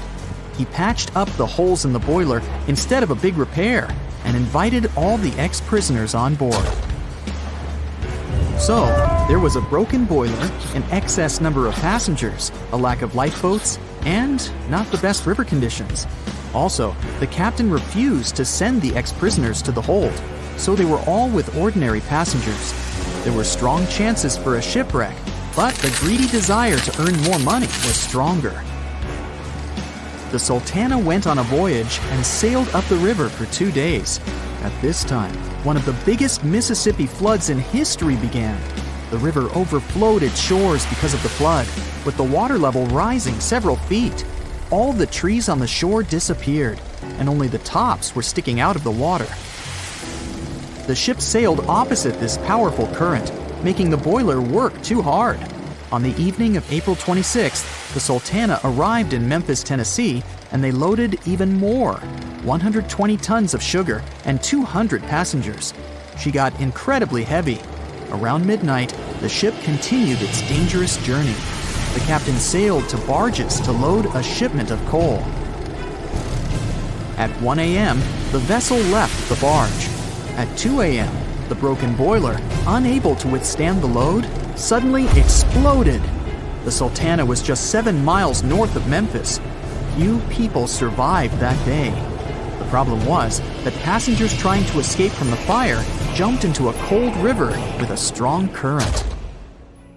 The Sultana disaster is considered the most tragic shipwreck in the history of the United States. The exact number of those who didn't survive is still unknown. According to various sources, this number was from 961 to 1,800 people. Don't be surprised that almost no one knows this story. There were many more survivors in the Titanic tragedy, and everybody heard about it. But the Sultana sank during one high-profile event. 12 days before the shipwreck, the country lost Abraham Lincoln. People hadn't yet recovered from this news, so no one paid much attention to the tragedy of the Sultana. Many catastrophes happened quite recently by historical standards. One of them occurred in 2002. The ferry La Jula was a Senegalese vessel. The ferry sailed twice a week, mainly along the coast of Dakar, carrying passengers who traded mango and palm oil. It made daily voyages and never faced severe problems thanks to modern rescue equipment and good repair service. But one day, the ship's crew discovered a malfunction and sent the boat to port. For almost a year, La Jula was in a non-working condition, awaiting repairs. But it didn't get high-quality service. After poor maintenance, the ferry set off on its last voyage. On September 26, 2002, La Jula sailed between southern Senegal and Dakar, and at 11 p.m. headed toward Gambia, where a strong storm began. The wind raised high waves, but this wasn't critical for the large passenger ship unless the number of people on board didn't exceed the established norm. La Jula was supposed to carry about 500 passengers, but had many more people that day. Too many passengers, poor repairs, and a strong storm caused severe problems for the ship. But the main factor in the shipwreck was that La Jula was only built for sailing in coastal waters, but that day, it sailed far from the shore. Big waves started rocking the boat, and at some point, it just turned upside down. The ship's deck went underwater, and its lower part stuck above the surface like an iceberg. All the passengers sitting in cabins fell on the ceiling and lost their orientation in space. There were no holes or damage in the ship's hull, and water flooded the lower decks for a long time. The vessel stood in a twisted position for several hours. Then, the boat began to sink when the water seeped through the deck and hold. The ocean was warm, but no one came to save the passengers. People had to wait almost 4 days to be rescued. Unfortunately, only a few managed to survive. The Philippines is a very dangerous area for ships. This place consists of several thousand islands and a vast area with shallow water. Ships can run aground and damage the hull with reefs and pitfalls. On September 20th, 1987, one of the most terrible disasters in navigation history occurred there. A Philippine passenger ferry called Dona Paz left one of the islands and sailed toward Manila. The sun was shining, the ocean was calm, and the visibility was good. But for some reason, the crew members didn't notice how the tanker Vector was approaching them. The two ships collided at low speed. The collision wasn't strong, but the problem was that the Vector had tons of oil on board, and the Dona Paz crashed into the cargo hold where that oil was stored. So it spilled all over the ocean, and then a spark slipped through. Not only did the two ships catch fire, but also filled with water. Both ships sank in a matter of seconds. Only a few dozen people survived that disaster. On September 27, 1854, the passenger ship Arctic sailed from Liverpool to New York. The fog came rolling down, and visibility got really bad. Another boat appeared out of the thick white haze, the French steamer Vesta. The ships were close enough to each other that a collision was inevitable. The French vessel was smaller, so it seemed to the Arctic's captain that Vesta had received a lot of damage. And while he was staring at the other ship, his boat got quickly filled with water. The captain gave the order to sail to the shore as fast as possible, but the ship's engines stopped working because of the flood. Then the ship's crew started to lower lifeboats with women and kids. Still, when rescuers found lifeboats with people, it turned out that only 87 out of 400 people survived, 65 crew members and 22 passengers. Surprisingly, there were only grown men among them. The ship's captain survived by clinging to the wreckage. All newspapers wrote about this story as one of the most terrible and shameful tragedies in navigation history. The survivors were criticized because they didn't save women and kids, and the crew members were accused of violating the law, since the safety of passengers should be higher than the safety of sailors. But despite this, none of them were brought to responsibility. Unfortunately, shipwrecks still occur to this day, but fortunately, there are fewer of them than before, thanks to modern navigation systems and radar. But no technology can guarantee there won't be a super strong storm or any other emergency that no one can foresee. Far out in the open sea on a perfectly calm day, a dot appears on the horizon. It grows in size as it gets closer, and soon you can see it's a ship. But when you look at it through the spyglass, chills go down your spine. The vessel is in perfect condition and its cargo is on board, but it's completely devoid of people, drifting listlessly along the current. That was what the captain of the Ellen Austin saw in 1881, and what brought his crew so many sorrows. In December of the previous year, the Ellen Austin, a big 210-foot-long ship, left the port of Liverpool to make its trip to New York. The ship was carrying a load of people hoping to find a better life in the New World. Captain A.J. Griffin took the vessel due southwest for a shorter voyage, and a few weeks into 1881, they found themselves north of the Sargasso Sea, known for its lack of winds and strong circling currents. Ships that got caught in those could lose control and keep on drifting in circles until they were dragged into the center. From there, they'd be incredibly lucky to get back past the currents, but more often than not, they stayed in the desolate desert of the sea forever. Worse still, the area belonged to the notorious Bermuda Triangle, which was already known to take down ships and make them disappear without a trace.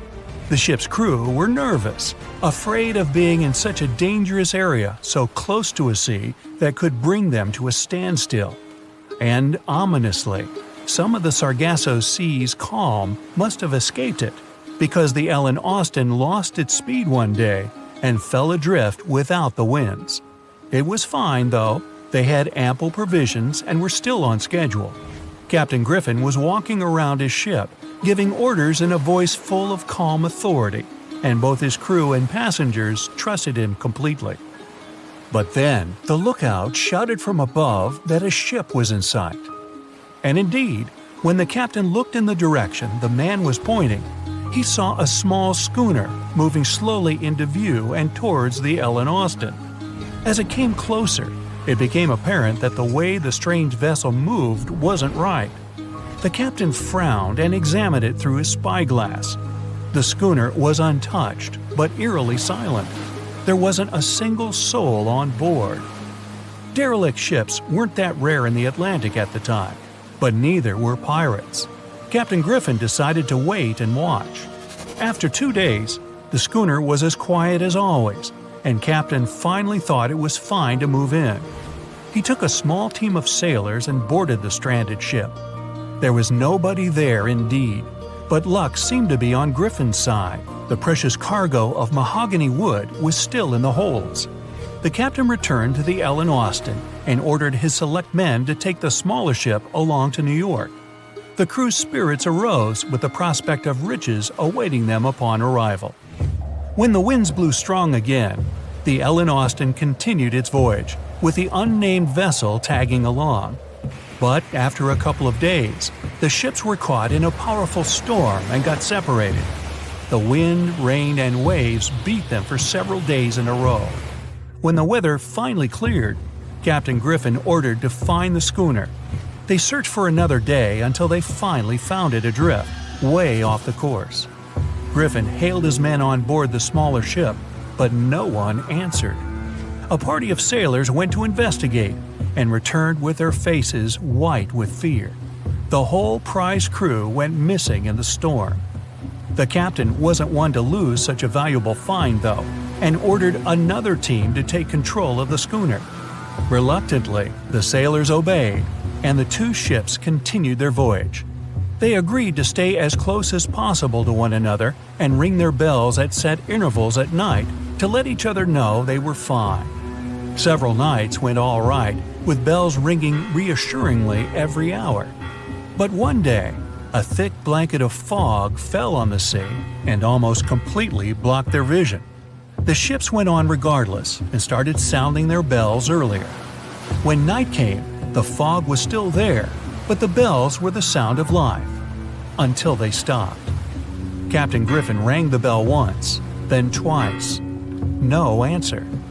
The crew lit the fires and looked out into the sea intently, but the fog hadn't lifted, and they couldn't see a thing in the swirling abyss beyond the ship's board. Nobody could sleep that night, and they waited in silence until the break of dawn.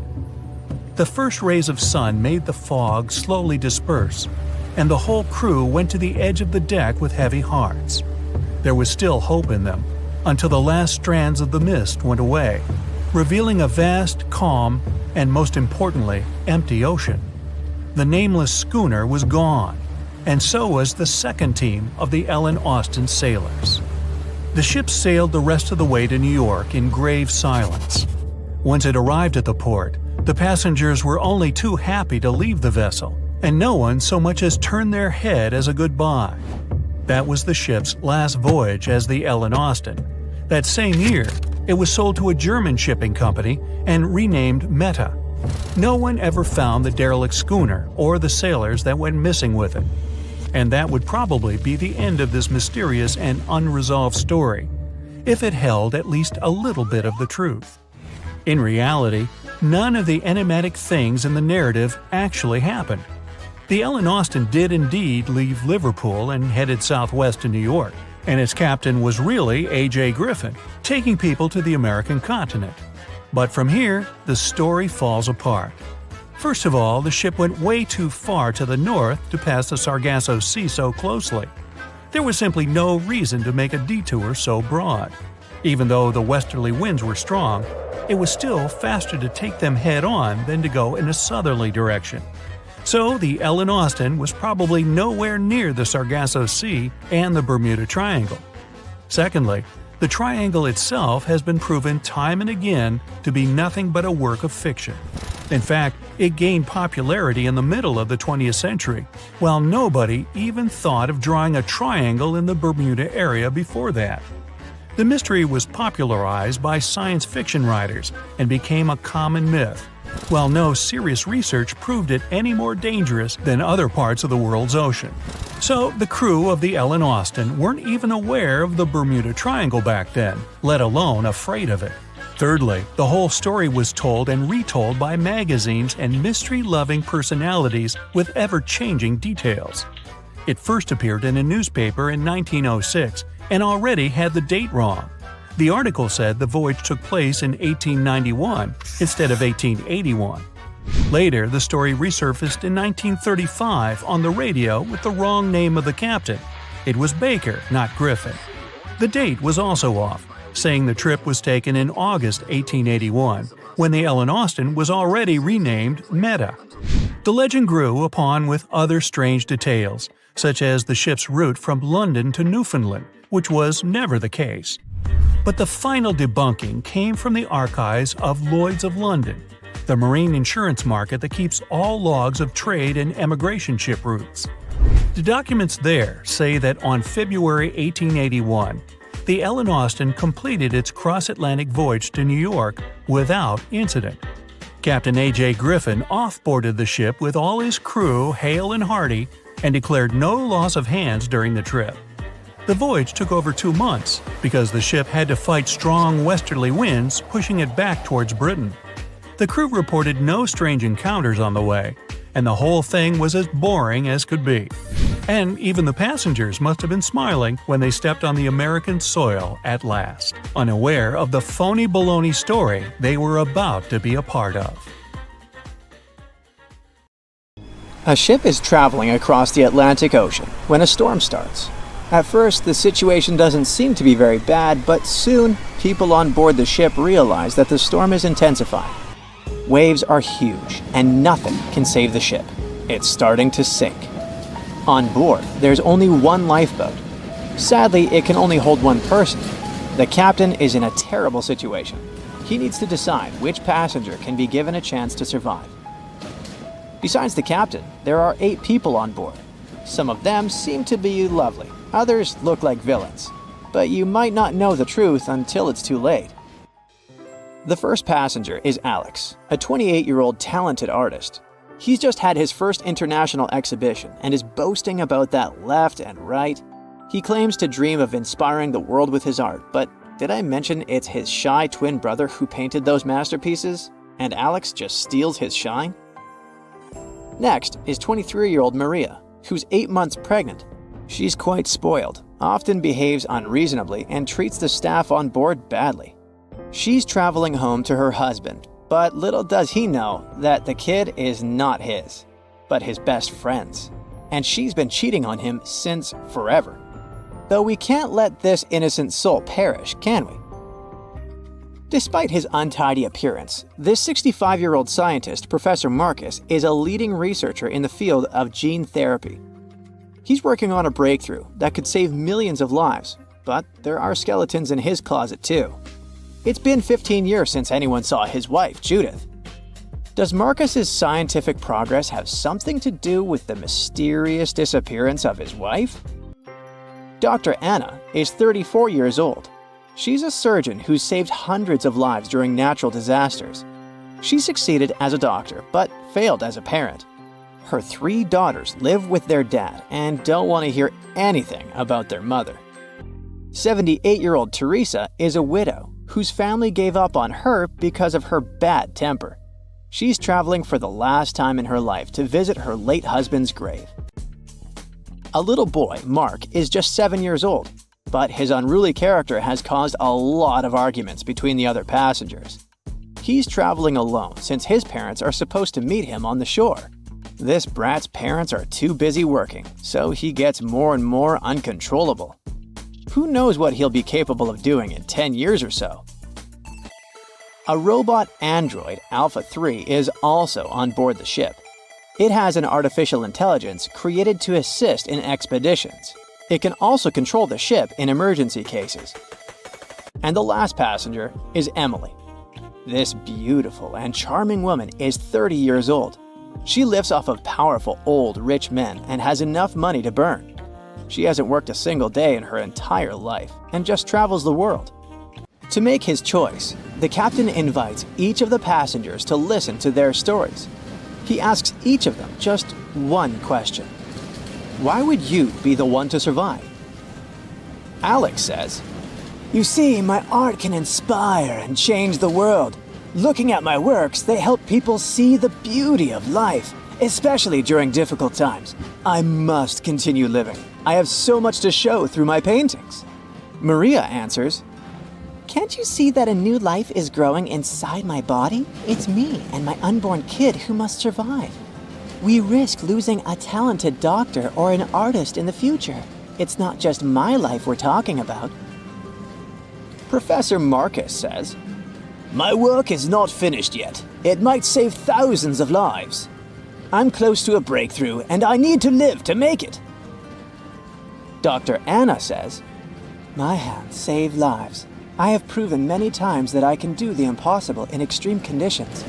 The world can't lose my skills and knowledge." The elderly woman begs, "Please, you must understand me. I might have lived a long life, but I want to see my husband's grave." Mark says, "I'm still a kid. My parents are waiting for me at home. I want to hug my mom and dad." Alpha 3 states that it was created to serve and help people. Its ability to analyze situations and make rational decisions in a crisis can be used to prevent future disasters. Emily admits, "Look at me. Doesn't every person have their unique value? I'm young and beautiful, and I have a lot of potential. Surely you see it." The captain is desperate. How can he, a mere mortal, decide who should live and who he should take this chance away from? After pacing his cabin and hitting the walls with his fists, he decides to estimate passengers' value and see how useful they are. Alex, as a talented artist, can influence society through his art, providing inspiration for thousands of people who will see his masterpieces. But no one knows where his ego can bring him. Plus, remember who the real artist is. Saving Maria means saving her unborn child. But however cynical it may sound, the contribution of these 2 lives to the future of society is assumed, but not guaranteed. What if that child grows up to become a criminal? Professor Marcus can indeed provide significant benefits to society through his scientific research, but he isn't young. What if he doesn't live long enough to finish his work? Dr. Anna is a surgeon. She's already saved a lot of lives and will definitely continue to do so in the future. Her ability to provide immediate medical assistance in critical situations makes her one of the most valuable candidates for survival, since she can directly and regularly save lives. At the same time, she is a terrible mother, and it'll definitely influence the lives of her daughters. Teresa is living history and experience, but unfortunately, her ability to continue contributing to society is limited. In simple words, she's old, and we don't know how much time she has left. Mark is in a similar situation. He has the potential for a long and productive life, but his immediate contribution to society is limited. His survival is based on the potential for future contribution, which is difficult to estimate at the moment. Alpha 3 can provide valuable technical assistance and functional support, but as a robot, it does not add to human well-being directly. As for Emily, despite her beauty, her achievements are minimal. On the other hand, she's only dating wealthy and influential people, and thus has a lot of influence on society of her own. Now, from the perspective of how much profit each of the passengers can bring, saving Dr. Anna seems to be one of the most logical choices.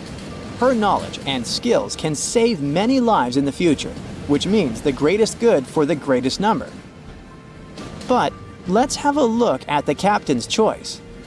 In the end, after listening to all the passengers and pressed for time, the man decides to save Emily. Can you figure out why he's made such an unexpected choice? Write your answer in the comments below. You can also pause the video to think it over. Okay, I suppose you're ready for the answer to be revealed. You see, even though each passenger presented very compelling arguments for why they should be saved, the captain was particularly moved by Emily's charm and attractiveness. And even though there were more logical candidates in terms of utilitarianism and humanism, the captain succumbed to his personal feelings and preferences, which influenced his decision. This riddle illustrates that in real life, people often make choices based on their sympathies and preferences rather than logic or public benefit. This is because emotions and personal relationships can have a strong influence on our perception of situations and decision-making. Here's a real-life example. HR managers tend to choose candidates they like or share common interests with, and it doesn't matter that other candidates might have more suitable skills or experience. This phenomenon is known as the similarity effect. Now, I've got an important question for you. Which passenger would you save? Share your choice in the comments. But I'd like to remind you that there is no correct answer. The movie Jaws came out in 1975, and since then, people have been terrified of sharks. Some people fear seeing a great white's head come out of their showers, not to mention the fear of running into one at your local pool. Of course, none of this is actually possible, but some other scary shark stuff is. Like, yes, sharks can attack boats. They probably won't sink one. It depends on the size of the shark and the size of the boat. Today, we're diving deep into the facts and myths about the sea's biggest predator. It was the year 1953. On a typical July morning, two fishers set out on their daily lobster harvest. They took their white-hulled dory out to sea off the coast of Cape Breton Island in Nova Scotia, Canada. Since it was the lobster season, the sea was dotted with several dories spread out across the water. But that day, something strange happened. As soon as they put the dory at sea, they noticed a large dorsal fin chasing after their boat. They were surprised to see that the shark would follow their boat's every move. For an entire week, they took out their white dory from the harbor, and the shark followed them around. Until one morning, as the men were alone at sea, the shark charged at full speed at the boat and smashed a 7-inch hole in its bottom. The boat turned over, and both men fell into the water. The shark didn't come after the men, though. Instead, it swam away and disappeared for good. To clarify, a dory is a small, fragile boat usually measuring 16 to 23 feet long. So how long did that shark need to be in order to sink it? Well, as soon as the boat was retrieved from the ocean, researchers found something interesting. One of the shark's teeth was found stuck in the hull. According to Harvard experts that analyzed the tooth, it most certainly belonged to a 12-foot white shark that weighed around 1,200 pounds. one thing intrigues scientists a whole lot. The great white didn't seem to be interested in the man aboard, but rather in the boat itself. The question is, why? Some people suppose that this great white followed the dory around because it was white, and the animal probably thought it was some big white mammal. It's not the first boat a shark has attacked. You see, sharks don't attempt to sink boats because they're mean and evil. Rather, it's due to murky waters and hard materials that make them mistake inanimate objects for their usual lunch menu. But that's not what we've learned from popular culture. In Jaws, the protagonist shark managed to poke several holes in the orca as it rammed the boat. The orca was a Nova Scotia-style fishing boat, made out of wood planks. It wasn't a huge boat, so it seemed plausible that a great white could ram it. But, according to Mythbusters, that's very far from the truth. A great white swimming at its maximum speed wouldn't be able to take down a medium-sized fishing vessel. The same goes for bigger boats. Some bull sharks or great whites can turn over smaller vessels though, like kayaks or small boats. If this happens, it's most likely because they think it's a sea mammal and nudge it before taking the first bite. No scientist can say for sure why they do this, only that it's usually a misunderstanding on behalf of the animal. The Shark Research Committee, a nonprofit scientific research organization, has documented a lot of shark attacks on inanimate objects and is trying to answer that question more thoroughly. So far, they've observed several attacks on objects such as crab trap buoys and inflatable float bags. The website has also registered 2 famous attacks on boats. The first one happened in 1959, and a shark left a tooth on the hull of a boat. Researchers later identified it as belonging to a 12-foot great white. The report of the other attack, which happened in 1989, claims that a boat was circled by a great white before the animal swam at the vessel at full speed and hit the boat several times. Of course, those who suffer the most from shark attacks and encounters aren't boats, it's surfers. As far as we know, surfers look like giant wobbly seals from the shark's perspective. According to the Shark Research Committee, there have been 41 confirmed shark attacks on surfers on the west coast of North America over the course of the last century. So, should we be so afraid of sharks after all? Let's learn more about these magnificent sea creatures. Off the top of your head, how many shark species can you name? 4, 8, 10? Well, there are over 500 species of sharks swimming in the ocean. They vary from tiny specimens, about the size of a human hand, to up to 39-foot-long creatures. The largest species of shark are actually not great whites, but whale sharks. And even those are small compared to the great megalodon. This ancient creature that lived around 20 million years ago reached an unimaginable length of 60 feet. By comparison, that's the same as 2 to 3 buses placed one after another.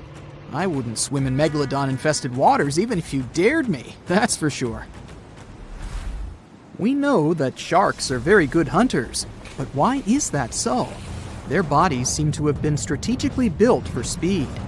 Instead of having a bone skeleton, like us humans, sharks have a cartilage skeleton, which makes them much lighter and also super fast swimmers. Each species of shark hunts depending on its nutritional needs. So, shark species that grow to an average of 3 feet have a diet based on fish. The ones that grow bigger start feeding off of bigger sea animals, such as sea lions and seals. Throughout their lives, some species of shark can shed over 30,000 teeth. Unlike humans, who are born with a set number of teeth in their jaws, sharks have an apparently limitless supply. In their defense, they do lose teeth pretty easily, as they can easily get stuck in their prey, for example. They also have multiple rows of teeth. The jaws of a great white can contain up to 7 rows of teeth, and can grow to be more than 6 inches long. And since we're speaking of great whites, the most feared shark species roaming the oceans, this is ray. Ray is an adult white shark. He can swim up to 50 miles a day, so he needs a lot of fat in order to keep his body functioning.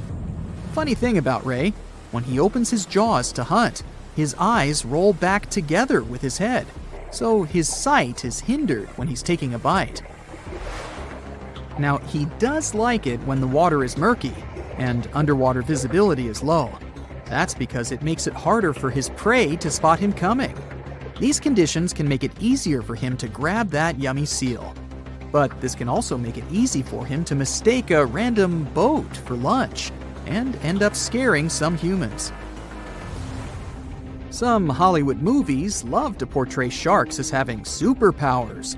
Although they're not innately cruel, one species of shark does have something that can be considered bizarre.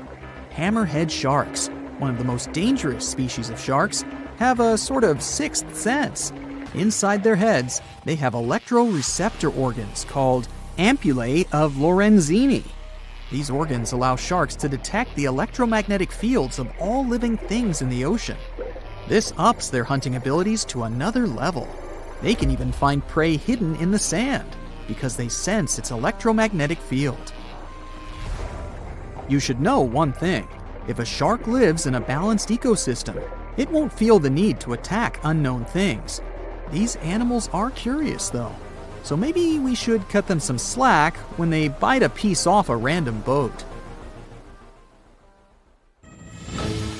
As an experienced sailor and the first man to ever sail non-stop on his own around North and South America, Matt Rutherford has seen a lot during his voyages.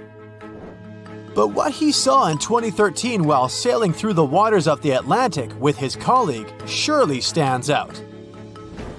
Some 800 miles off the coast of Bermuda, not far away from the famous Bermuda Triangle, they noticed a boat that seemed to be moving by itself.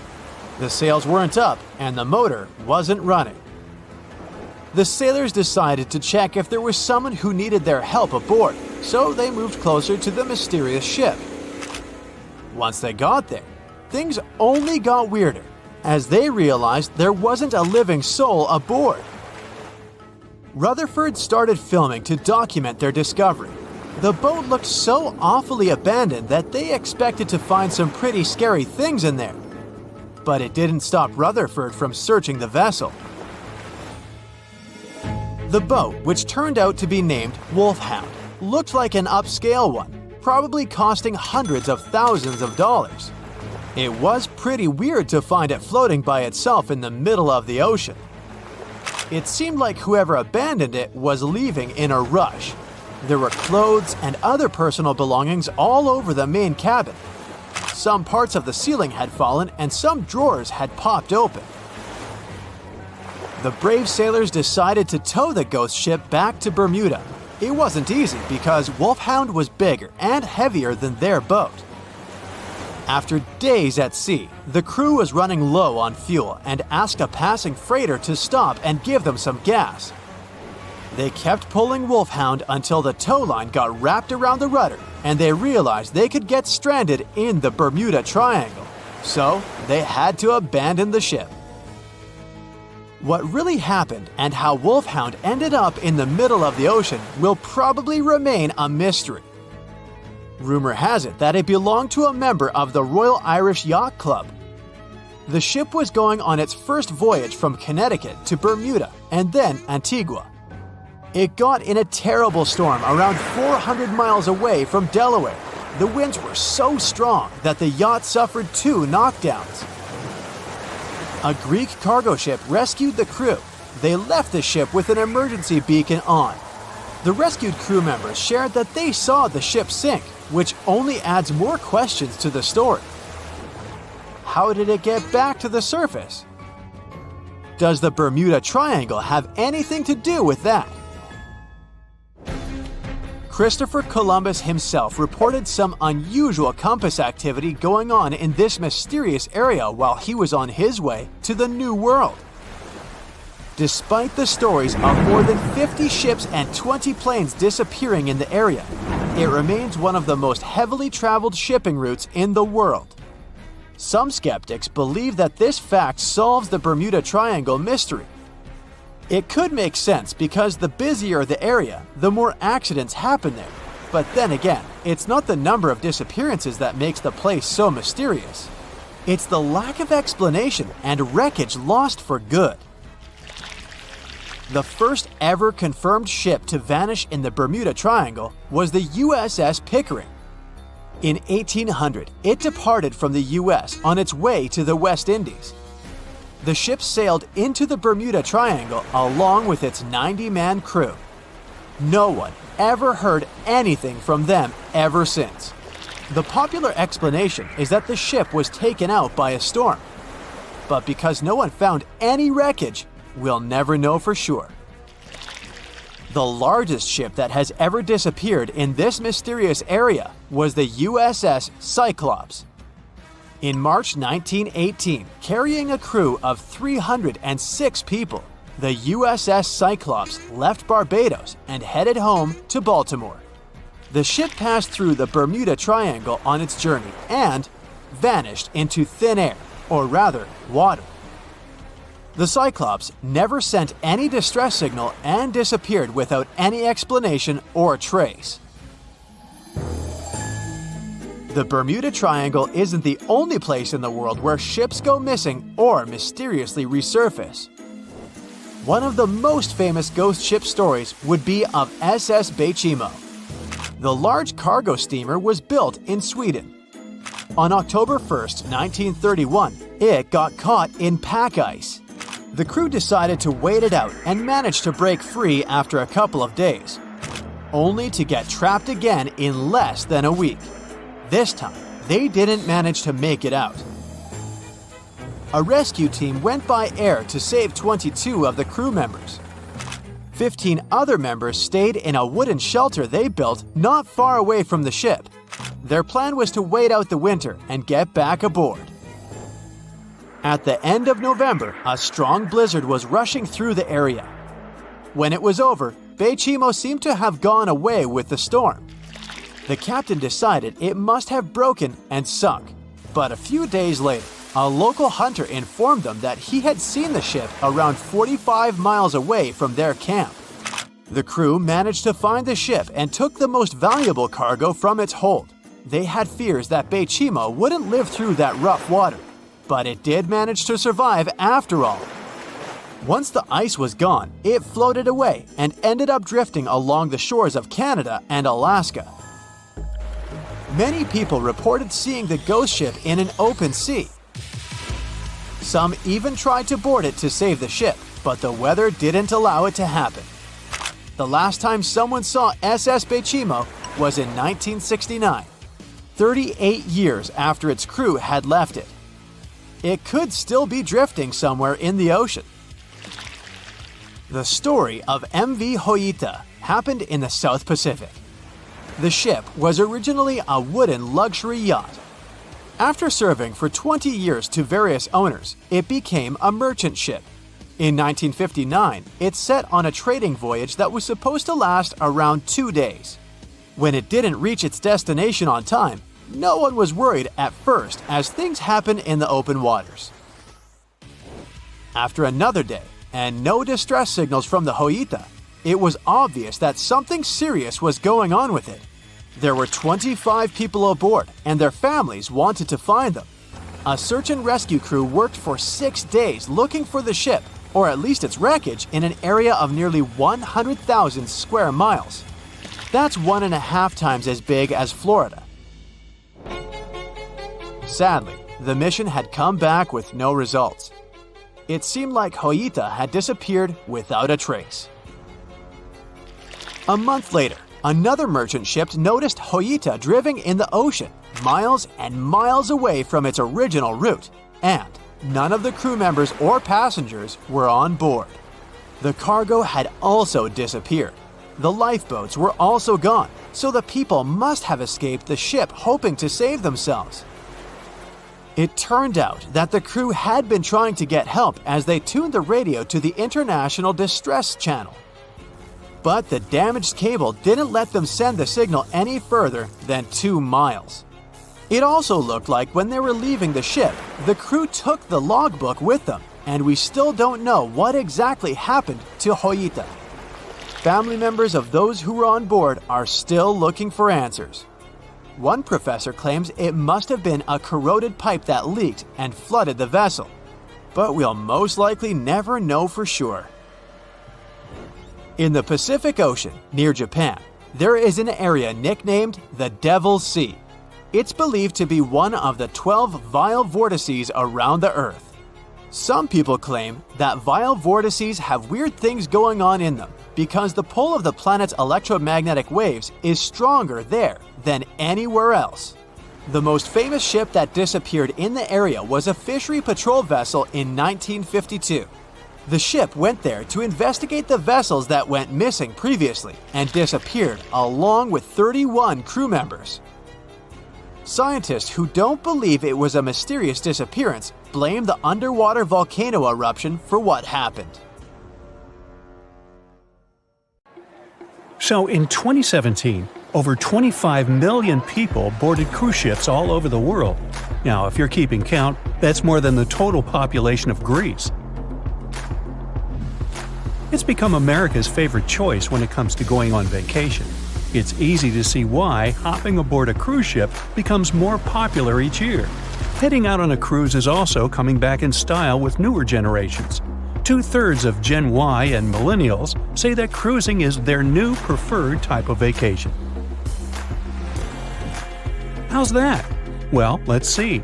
It's easy to plan in advance. On board, you can find activities for all family members, and you get a chance to visit several different destinations in one trip. An added bonus of booking a cruise? You can sample various places for a future time off. The entertainment on board is often top-notch, providing passengers with an added taste of luxury. And the amenities and accommodations are generally very reliable. Not to mention that it gives tourists that feeling of actually getting away from everything that people strive for while out of the office. Royal Caribbean International is one of the largest cruise lines in the world, with just over 19% of the cruise market as of 2018. Its current fleet is divided into many different classes of ships, including the Voyager class, Radiance, and Quantum. The latest addition to the Royal Caribbean International's impressive fleet was built in 2018. Wonder of the Seas is now the largest cruise ship in the world. Since this spectacular liner has just had her maiden voyage in March 2022, let's look at some of the incredible perks it has to offer its passengers. For starters, the boat is so big that it had to be split into neighborhoods. Well, it figures since Wonder of the Seas can accommodate almost 7,000 passengers. Fond of New York? Well, no worries. Wonder of the Seas has a central park of its own, with an estimated 10,000 plants to check out. The ship's central park is a feature of all Oasis-class ships, being one of the so-called neighborhoods. Let's look at some other areas, shall we? Like this boardwalk, a place that includes an arcade, a candy store, and a sports bar. It's best suited for long walks. There's a pool and sports zone on Wonder of the Sea. These areas feature the ship's numerous pools and hot tubs. There are many activities to check out on the sports court. Then there's the Royal Promenade, or Promenade if you prefer. That's the main road on Wonder of the Seas, with bars, lounges, and places to grab a cup of coffee, or a luxurious latte. The entertainment neighborhood is the focal point for leisure activities on the ship. Here, guests can find a comedy club, an ice skating rink, and even a theater. The spa and fitness area is a tranquil zone with a huge array of treatments available. The fitness center is free of charge, by the way, so there's no excuse for guests to skip a leg day. An extra 8th zone was added to Wonder of the Seas. It's called the Suite Neighborhood. This is an exclusive area designed for guests staying in the suites. Oh, now I get it. It's located at the top of the ship. Guests here have designated staff members called Royal Genies. Yeah, if you rub a lamp in your suite, they appear. Nah, not really. The genies are similar to butlers. They can cater to just a few cabins. Of course, the cruise line wants to divert other guests from asking these crew members various questions and taking their time. That's why the genies don't wear name tags in public areas. As for its itinerary, Wonder of the Seas was initially supposed to be homeported in China, but Royal Caribbean decided to move the liner to the United States. In March 2022, the ship started its journey with 7-night Eastern and Western Caribbean itineraries. In May 2022, Wonder of the Seas is scheduled for a trip to Europe, with Western Mediterranean cruises from Barcelona and Rome planned for its guests. Passengers will also be able to visit Palma de Mallorca, Spain, and Capri, Italy. When the summer season is over, Wonder of the Seas is scheduled to return to Florida to offer year-round sailing starting November 2022. And by the way, there is no truth to the rumor that a special cruise only for highly allergic and hay fever sufferers will be called the Wonder of the Sneeze. Nope, not at all. Now, it's hard to imagine a ship so massive that can accommodate so many amenities on board. For example, the Titanic was the largest ship of its time, measuring 882 feet in length. And Wonder of the Seas is not only 1,188 feet long, it's also 36% taller and 34% wider. Speaking of lifeboats, which I am about to, Titanic had a mere 20 lifeboats on board, which was tragically not enough to fit all the passengers after the ship hit the iceberg. But Wonder of the Seas has an even smaller number of lifeboats, 18 to be precise. Sounds weird and dangerous? Well, not really, given that each of these lifeboats can accommodate up to 370 people.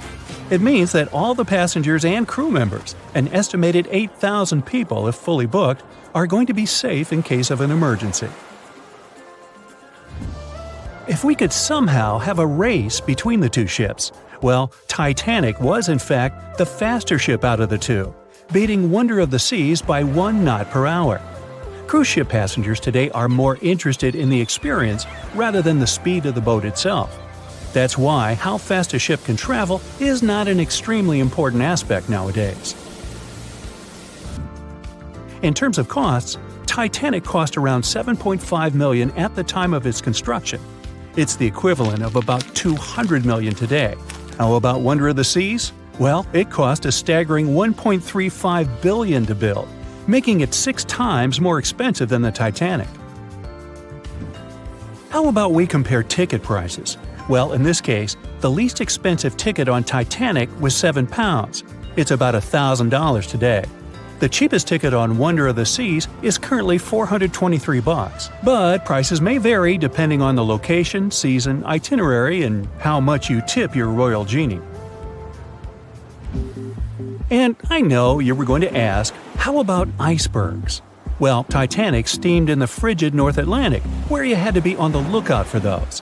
Wonder of the Seas will be cruising the balmy Caribbean, where the worst thing you can hit on is 17 and blackjack. Oops, busted. Anyway, set side by side with its other sisters from the Royal Caribbean fleet, Wonder of the Seas is equally as impressive. The company's earliest ships could host about 2,500 people. This included passengers and the staff. Such ships were Splendor of the Seas, Legend of the Seas, and the smallest of them all, Thumbelina of the Seas. No, wait, that should be Empress of the Seas. Oops, my bad. The largest ships in the company's fleet can now house about 9,000 people altogether. That's almost 3 times the size and capacity of the earlier liners. Wonder of the Seas is one of them, as well as Harmony of the Seas and Symphony of the Seas. Are you seeing a pattern here? Yep, if you ever encounter a ship with "of the Seas" in its name, it's safe to assume it belongs to Royal Caribbean. But if it's a can of tuna, it might actually be Chicken of the Sea. Hey, I like tuna. Now, choosing between cruise ships based on their size is like wondering if you should visit your local museum or the Louvre in Paris. It all depends on your preferences. Some families prefer small settings. Others are fan of large spaces that can provide everything they need. Historically, it's equally as exciting how far we've come in terms of maritime transportation. The SS Royal William, for example, was the first boat to ever make a transatlantic voyage almost entirely steam-powered in 1833. and it was a mere 160 feet long and could house roughly 155 passengers. And if the seas were calm, then they were housed less roughly. Similarly, the first modern megaship in the world was the MS Sovereign of the Seas. Launched in 1987, it was only 888 feet long and could carry a little under 3,000 passengers.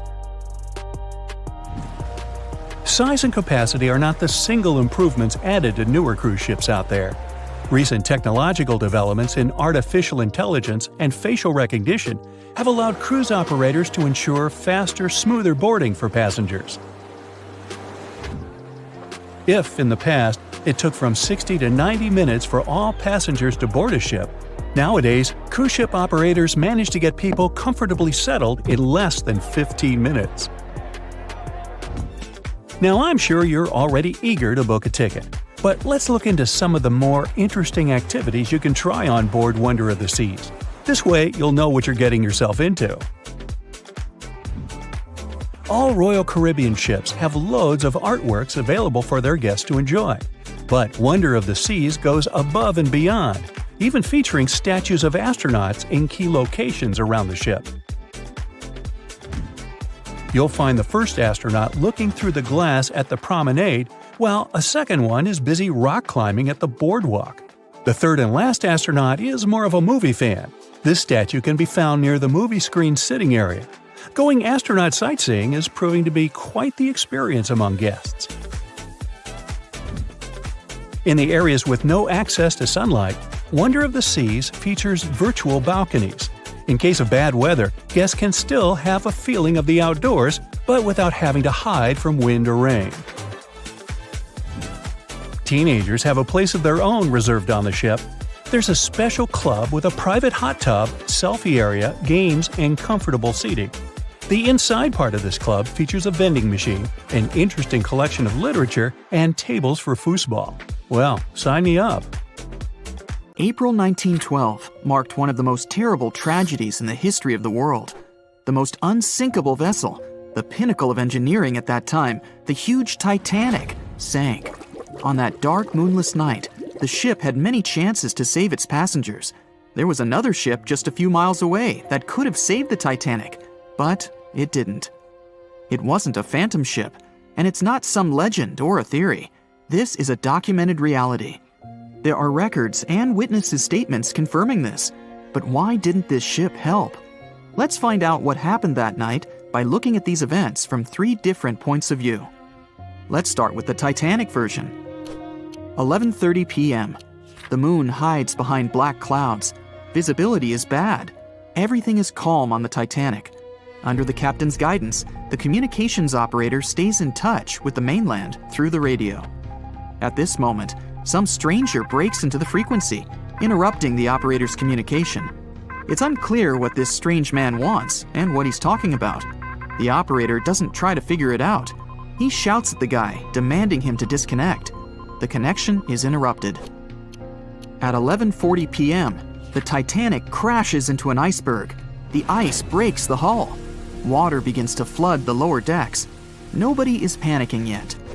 20 minutes later, at midnight, the ship's crew sends a distress signal through the radio frequency. Few people understand how bad the situation really is. After 20 minutes, at 12:20 a.m., they start lowering lifeboats with passengers. At 12:25 a.m., they receive a response to the distress signal. This is RMS Carpathia. Their captain reports they're already sailing at maximum speed towards the Titanic. But the problem is that the crash site is 58 miles away. This means Carpathia will only be here in 4 hours. At 12:45 a.m., the sinking ship's crew release rockets into the air. These flares are one of the main reasons for the terrible fate of many passengers, but more on that later. 90 minutes later, the Titanic's deck breaks and the ship dives underwater. At 4:10 a.m., the Carpathia finally arrives at the shipwreck location. The crew members make heroic efforts to save all the people. They take 705 survivors on board. At this moment, another ship appears. It's SS Californian. The Carpathia sails towards the New York coast with all the people. The Californian floats in search of passengers and finds nothing but wreckage. The ship was only a few miles away while the Titanic sank into the icy water. The Californian could have saved these people, but did nothing. Its captain, Stanley Lord, made one of the most terrible acts that a sailor can allow. He didn't help a sinking ship. When the world found out about all this, they detested Captain Lord. They couldn't bring charges against him, and the trial didn't punish him. But his career was ruined entirely, as no other ship company would hire him. Despite this, he never confessed he had been guilty. Before he passed away, the captain said it hadn't been his fault. If this was true, then what happened there? This brings us to the Californian version. It's the night of April 14th. The Californian is sailing in the cold waters of the North Atlantic. The ship gets into a section with a lot of icebergs. At 10:10 p.m., Captain Lord stops the ship. It's too dangerous to move around this area, as they can damage the hull. At 11 p.m., the ship starts drifting. It's impossible to move in such conditions with such poor visibility. The captain knows that the Titanic is coming here, so he orders the radio operator to warn the ship about the danger. Radio operator Evans turns on the receiver and tries to contact the Titanic. He spends about 30 minutes on it. The connection is finally established.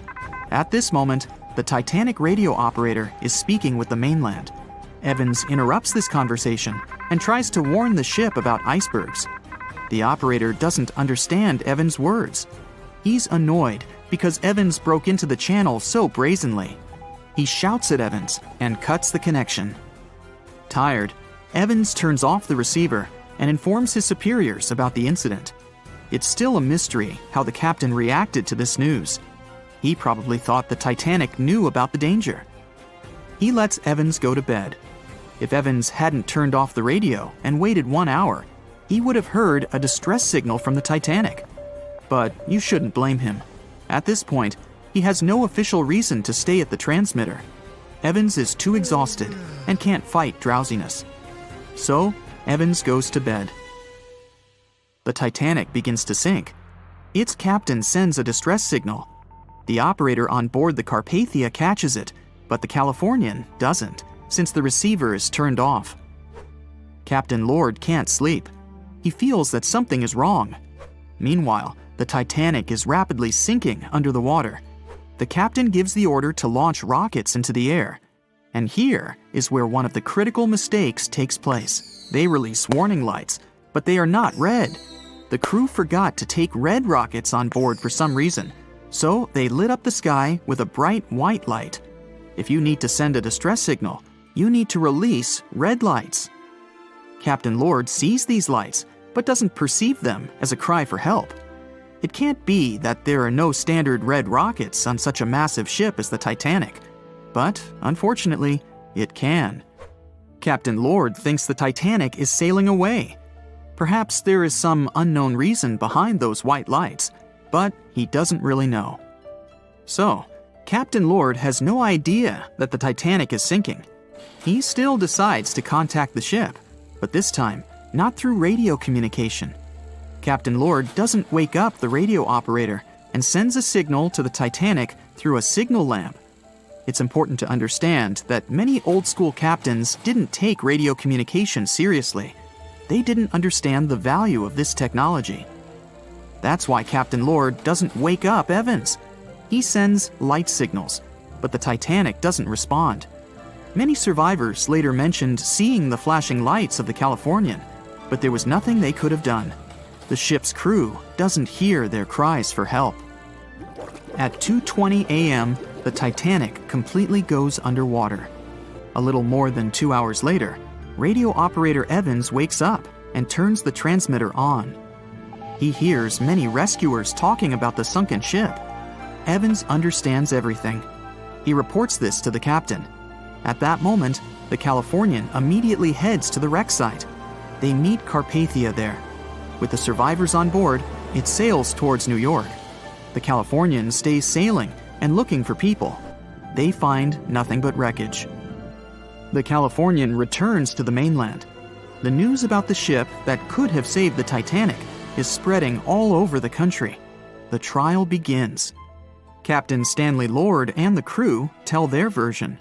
They say their ship had been standing still. Many people don't believe them, and some of the surviving passengers claim to have seen the Californian sailing by. Still, the judge declares them innocent. 1962. Captain Stanley Lord is a very old man. He calls a notary to confess something. The captain makes his last remark about this case. He swears he's not guilty. But if it wasn't the Californian sailing past the Titanic at that moment, then what? The Samson theory could answer that question for us. The sealing ship Samson is sailing in the cold waters of the North Atlantic. The crew aren't sleeping. They carefully study the surroundings, but not because they're afraid of icebergs. They're scared of meeting with the U.S. Coast Guard. The Samson ship's crew catch seals, which is illegal. At 12:45 a.m., Samson's captain sees white signal rockets. The team is sure it's the Coast Guard. They turn off the lights and sail away. It's dark, so they don't notice the sinking Titanic. They return to the coast of Iceland and hear about the disaster. They realize they have abandoned the drowning passengers. The nephew of one of Samson's crew members reads about this story in his uncle's diary. The nephew asks for permission to publish these recordings. All the people realize that Captain Lord wasn't guilty, but unfortunately, he didn't live to see this moment. Actually, it's still unknown who is guilty in this story. 2 ships were nearby the Titanic. Their captains were adequate people. They would have helped save all the passengers. Their fault was that they couldn't understand what the Titanic wanted on that dark night. Someone forgot to put red flares in the box. This small but fatal detail was one of the leading causes of the tragedy. In 1945, 5 TBF Avenger aircraft took flight for a routine training exercise around the Bermuda Triangle. In the middle of the exercise, the planes were struck by intense rain and heavy winds, despite the clear weather forecast. The pilots became extremely disoriented and radioed the base to report that their navigational equipment had stopped working. The last thing the base heard was, "When the first plane drops below 10 gallons, we'll all go down together," and then static. The 5 planes and their 14 crew members were never seen or heard from again. On his very first voyage to the New World in 1492, Christopher Columbus sailed through the Bermuda Triangle. Columbus reported that one night when he was on the deck of the ship, he noticed a giant light appear in the distance, unlike anything he had ever seen before. Columbus looked at his compass for direction, and it gave off erratic readings. You might have noticed that the Bermuda Triangle doesn't appear on any world map. This is because official institutions refuse to acknowledge that the area actually exists. A popular theory suggests that rogue waves are responsible for the many disappearances. Rogue waves are called extreme storm waves by scientists. They occur when different weather patterns take place at the same time and cause large, unexpected waves. Witnesses say that the waves look like giant walls of water. These waves could explain why ships go down fast and without leaving any trace. The Bermuda Triangle is home to some pretty intense and unexpected weather. Storms build up quickly and unexpectedly, then disappear soon after. If you blink, you might miss it. This could explain why few distress signals are issued. Pilots and sailors never saw the weather coming. No one knows exactly how many ships and planes have disappeared in the Bermuda Triangle. The rough estimate is 50 ships and 20 planes. Most of the time, the disappearances had no explanation and no wreckage has ever been left behind. Another bizarre theory trying to solve the Bermuda Triangle mystery comes from Charlie Berlitz. He insists that the area is home to the lost city of Atlantis. The missing ships and planes and malfunctioning equipment, according to him, were all caused by rays of energy let out by the special energy crystals that power Atlantis. While this sounds silly, Berlitz's theory was convincing enough that over 20 million people bought his book worldwide. In the year 1800, a large sailing vessel called the USS Pickering departed from the U.S. on its way to the West Indies. The ship sailed into the Bermuda Triangle along with its 90-man crew and was never heard from again. The USS Pickering was the first ever confirmed ship to vanish in the Bermuda Triangle. It's believed that the ship was taken out by a storm, but because no wreckage was ever found, we'll never know for sure. When the TBF Avenger planes went missing, a massive search operation was conducted. Boats and planes searched the Bermuda Triangle for any signs of the aircraft. One of the boats searching was a PBM-5 Mariner airboat. The airboat took flight at 7:27 p.m. and called in a routine radio message 3 minutes later. Then, it was never heard from again. No trace was ever found of the rescue airboat or the 5 Avenger aircraft. An enormous investigation was launched into the disappearance of all these vehicles, but nothing was ever discovered. This particular area of the ocean is one of the most heavily traveled shipping routes in the world. Some skeptics believe that this fact solves the mystery. Statistically, the busier the area, the higher the frequency of accidents and disappearances. While this makes sense, it's not the frequency of disappearances that's responsible for the mystery of the Bermuda Triangle. It's the lack of explanation or wreckage found. On the ocean floor, decomposing organisms let off large concentrations of methane gas that gets trapped under the water. This gas can build up until, boom, it ruptures. The gas surges up to the surface and erupts. If a ship was in the area of one of these ruptures, the water would become much less dense and cause the ship to sink rapidly and without warning. Scientists believe this could be the cause of the many disappearances in the Bermuda Triangle. While this theory makes a lot of sense, it doesn't seem too likely. The U.S. Geological Survey has stated that no large releases of gas are believed to have occurred in this area for the past 15,000 years. The ocean floor is made of rocks containing a lot of magnetite. It's more like iron. Magnetic fields react to high concentrations of magnetite on the ocean floor, which may start a sort of conflict between the two. It can often lead to various weather anomalies and, as a result, navigation issues. And, naturally, any changes in the ocean floor or the Earth's magnetic fields influence the Bermuda Triangle a lot. Since the magnetic field is constantly moving, it might be also taking the Bermuda Triangle with it. Now that people know where the triangle is, it's easy to avoid it.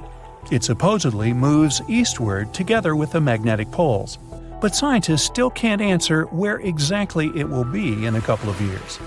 Some people blame all the disasters on the extraterrestrial paranormal activity.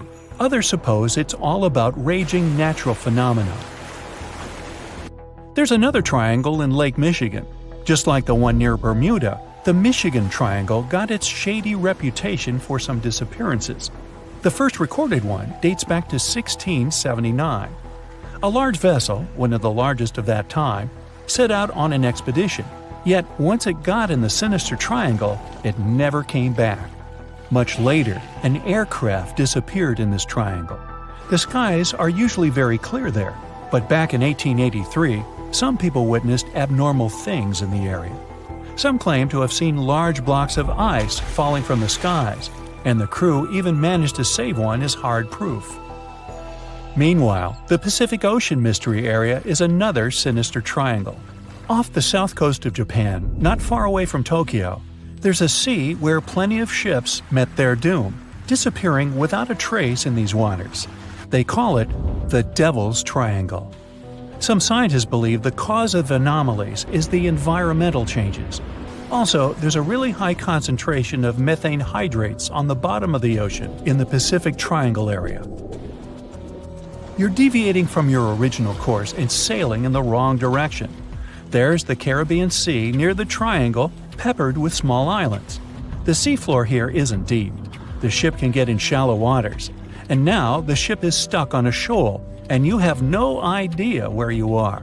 If this were the 21st century, the ship's captain would be able to reach the shore using GPS and other modern navigation.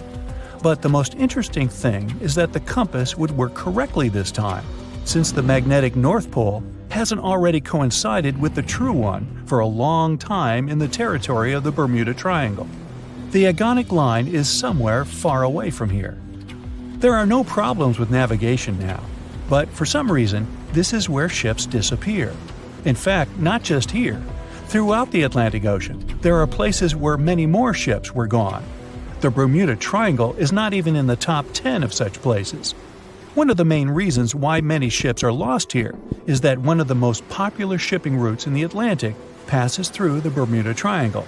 And the more ships in one place, the more shipwrecks. Simple probability. Then, it just starts getting weird. Other theories say that there's a space-time rift in this region. Ships and planes fall into this rift and end up in the past or the future. But for some reason, there's not a single proof of this myth. There's no reason to think that the rift is hidden somewhere here. The base of an extraterrestrial civilization is located in the Bermuda Triangle.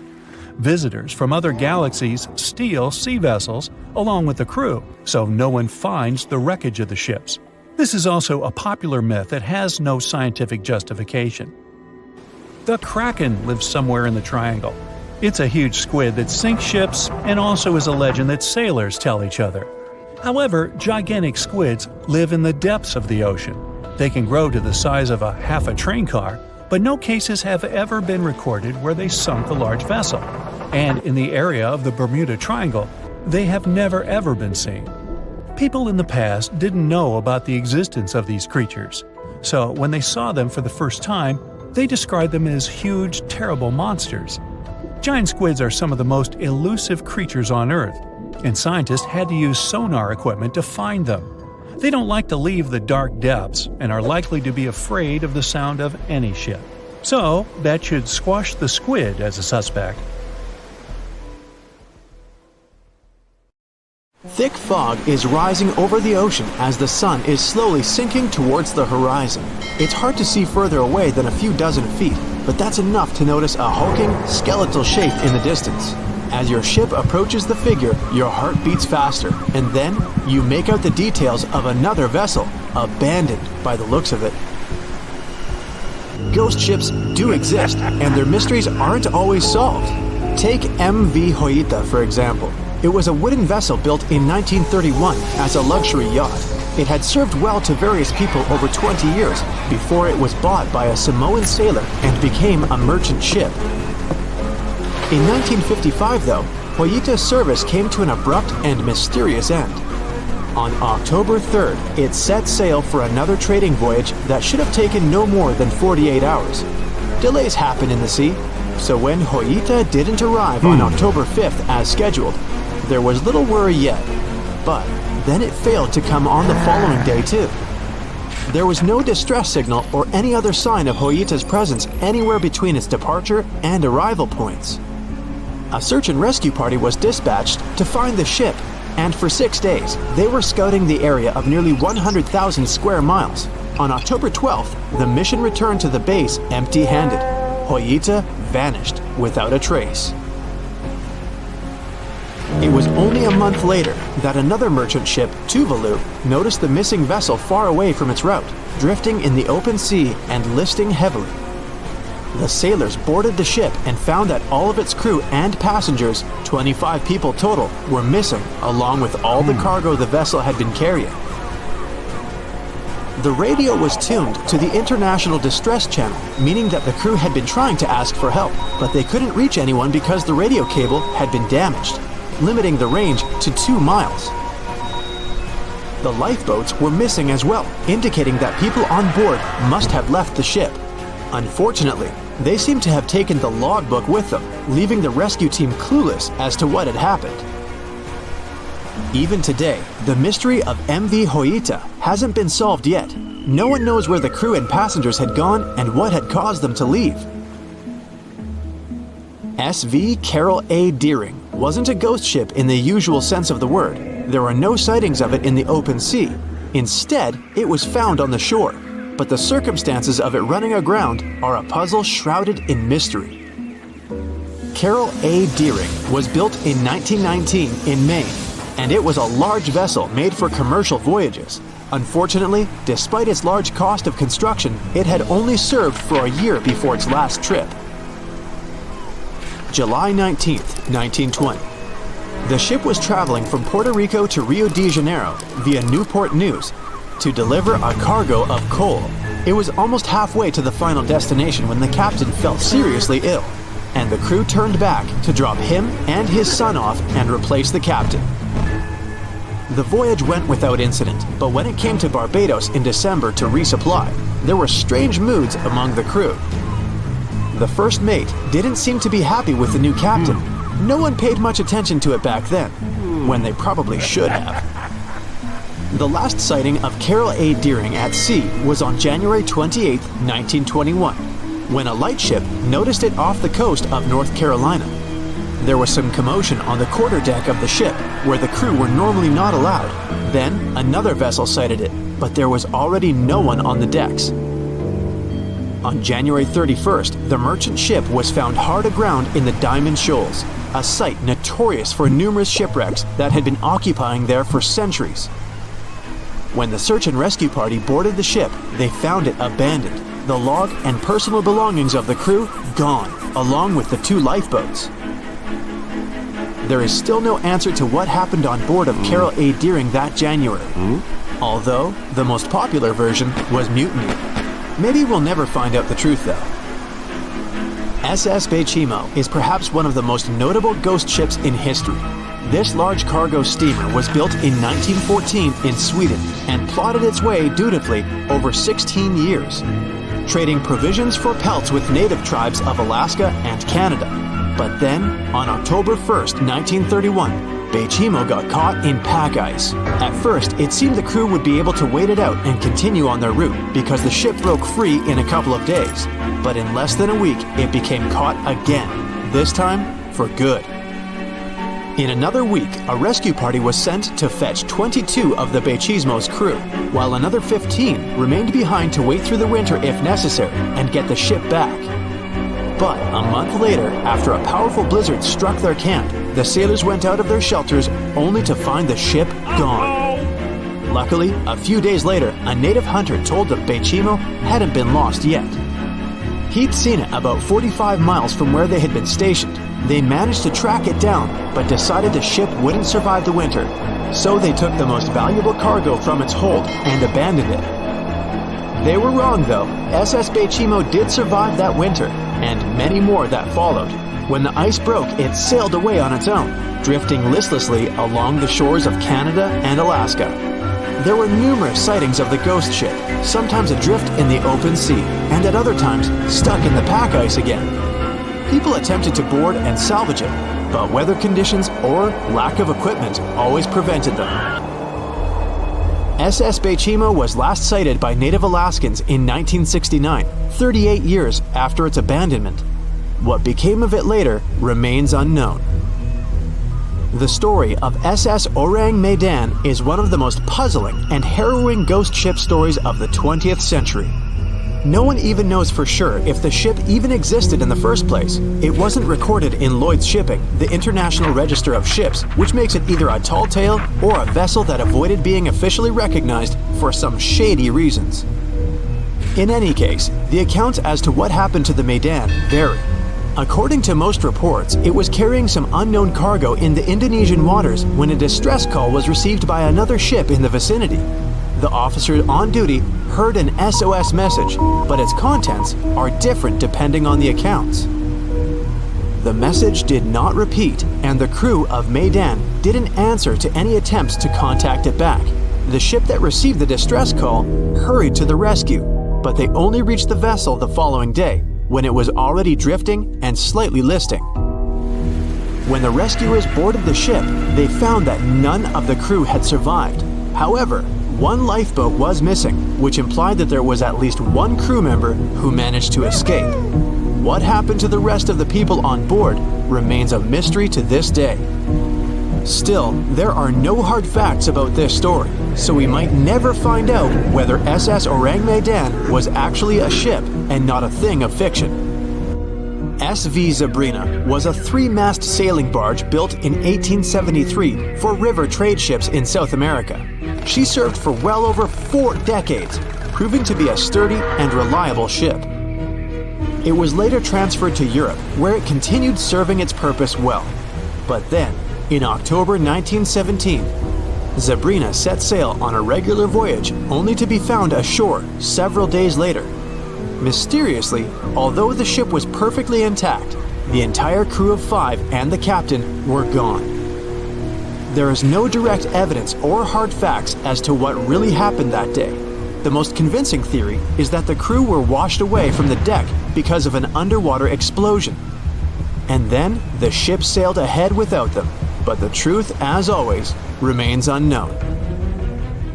The year was 1854, and the SS Arctic, the fastest passenger liner of its time, set out to cross the Atlantic. As it sailed through the misty veil, it slowly disappeared into the unknown. The Collins Line, an American shipping company, was started in 1818 and only began seriously trading in the transatlantic by 1835. Its steamships crossed the Atlantic from Liverpool to New York within just 10 days. Doesn't sound like a great speed today, I know, but back then, the same thing took other ships several weeks. Light on the water with their wooden hulls, powering through with a strong steam engine, those steamships were the favorite choice for many high-profile people. What could go wrong with such an advanced ship, they thought. This reminds me of some other ship everyone believed to be unsinkable. But anyway, back to the Collins Line. It grew to be a serious contender on transatlantic routes, with only one other competitor, the Cunard's Line.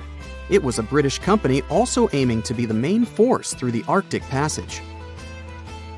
In 1835, the company received a new ship that traveled to Liverpool and came back to New York with the largest cargo ever at that time.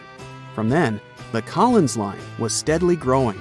It seemed like there would only be future successes for it.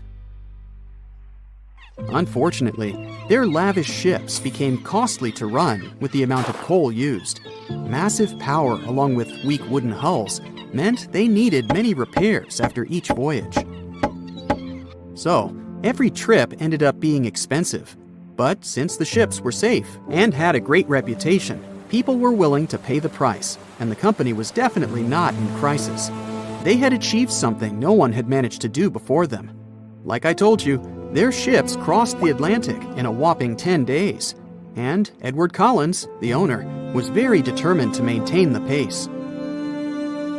Their 5 ships easily outran the Cunard's Line of only 3. With this great praise, it provided more attention. Though the Cunard's ships were slower with their iron hulls, they believed there was still profit, regardless of how slowly they sailed. Among Collins' ships, the Arctic, the third of them to be launched, was the largest, reaching 284 feet long, with 2 side-lever steam engines, each with 1,000 horsepower. The paddle wheels made 16 revolutions a minute when at full speed. At the time of its launch, the press called it the most stupendous vessel ever constructed in the United States. But glamour and fame couldn't avoid what would come next. On the 27th of September, the Arctic was on its journey from Liverpool to New York, continuing a speed pace through the thick fog. It's possible that by that moment, after 4 years of record-breaking trips, the crew became overconfident with their sailing and the ship. Going only 50 miles from Newfoundland, they carelessly continued through the fog with no radio contact, sonar, or any other form of identifying objects, equipped only with Morse code. A smaller ship, the SS Vesta, which operated as a fishing vessel, often worked around Newfoundland. It was passing through the same path as the Arctic and crashed into its side. Shocked by the collision, the captain of the Arctic offered help to the much smaller Vesta, but it was soon clear that the damage that seemed minor on the Arctic was far worse. Beneath the waterline, a hole was letting water into the hull. The cost of the much faster wooden hull now seemed less valuable. They steered toward land, trying to plug the holes, but they weren't doing so well, and the seawater continued to pour in, filling up higher and pushing the ship down. And finally, once the engine room was full, it put out the boilers, taking away the massive power the Arctic was once legendary for. They moved slowly until coming to a complete stop. the ship continued to sink, and the order was to abandon it. At the time, maritime law allowed for the Arctic to carry only 6 lifeboats, only capable of saving 180 people. The crew and some of the passengers managed to push their way aboard and took most of the seats on those boats. Things were pretty wild, and everyone forgot about their manners, not letting the ladies and the youngest ones board first. It took 4 hours for the Arctic to sink. 150 crew and 250 passengers were on board. Those that weren't able to find a lifeboat made a desperate attempt to build their own rafts from parts of the ship. 2 days later, only 3 boats made it safely to the shore. The other 3 were never found. Believe it or not, the rescue party also saved some people that had been clinging to the wreckage for 2 days. Unlike the crew, the captain went down with the Arctic, but amazingly survived. He would be only one of 85 people that made it out of the 400 on board. When the news arrived 2 weeks later, the public responded with great sadness to the losses. Great anger soon followed towards the poor safety measures and the crew. The press published demands to change the laws for more lifeboats. It only made sense to have enough for every person on board a ship. But they ignored those requests. This neglect would lead to more disasters in the future. Enough lifeboats would only come into maritime law some 60 years later, after the disaster of the Titanic. Edward Cullen's wife and 2 children were also aboard the ship and didn't return. He was heartbroken, but didn't stop running his business. The Collins Line still had a reputation to uphold, the biggest, fastest, and most luxurious on the Atlantic. Edward Collins would now build an even better ship than any other. It was named the Adriatic, and it was the largest ship in the world, 354 feet long. With 2 alternating steam engines that had never been built of this size. These steam engines at the time were at the height of engineering, though today you can only see them in models and toys. With the new addition of 2 masts, the Adriatic would also be able to sail if needed. Luckily, they made some lessons from the disaster of the Arctic. But before their new ship, the Adriatic, was built, another disaster had occurred. The sister ship of the Arctic had also sunk. They believed this second ship was desperate to stay in front of the Cunard's line and hit an iceberg somewhere during the race. This weird contest took the lives of 141 people. The desperation of Collins and his weakly built hulls pushed the company towards bankruptcy in 1858. The newly built Adriatic, costing over $1 million, had only made 1 voyage in the end. And even that voyage was considered a disaster. The ship collided with a tugboat. It still managed to finish its maiden voyage at a suitable time. After the company had gone bankrupt, they had to sell the ship for only $50,000. They removed the great giant engines, replacing them with only sails. Although it was once the greatest ship on the high seas, it was only 30 years later until it was abandoned, labeled irreparable, and anchored in a river.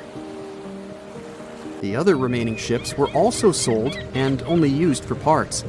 Edward Collins left the industry altogether, seeking work on dry land instead.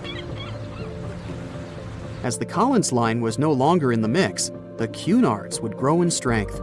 Without competition, they would win the Blue Ribbon for the next 30 years, and 180 years later, after producing hundreds of ships. They still have a constant presence on the seas, as they provide transatlantic crossings, world voyages, and leisure cruises. To this day, the Cunard Line is the only one to run ships between Europe and America, and it's great proof that it's not always the fastest that's the best. The Megalodon was the biggest shark to ever live. Not only that, it's one of the biggest fish and the largest predator in Earth's history. They've been known to reach lengths of up to a whopping 70 feet. That's over 3 times longer than the biggest great white shark on record. The females have also been found to be around twice the size of the males. The Megalodon could swallow a small car without it even touching its teeth.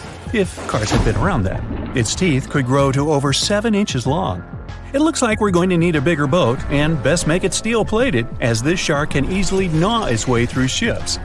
The underwater terror could bite a ship clean in half, with the highest bite force ever calculated for any animal, living or extinct.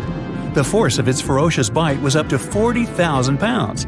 That's around 108,000 times the strength of a human's and 10 times the force of a modern crocodile's bite. Its chomp is so strong that it makes the T-Rex's bite look about as powerful as my granny's after she's taken her dentures out. In fact, the Meg was so big and powerful that it had no natural predators. It was the uncrowned king of the seas, swimming freely from ocean to ocean.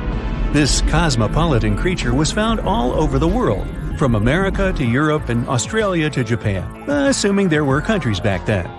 Meg fossils have been found on every continent except Antarctica. Everybody skips Antarctica.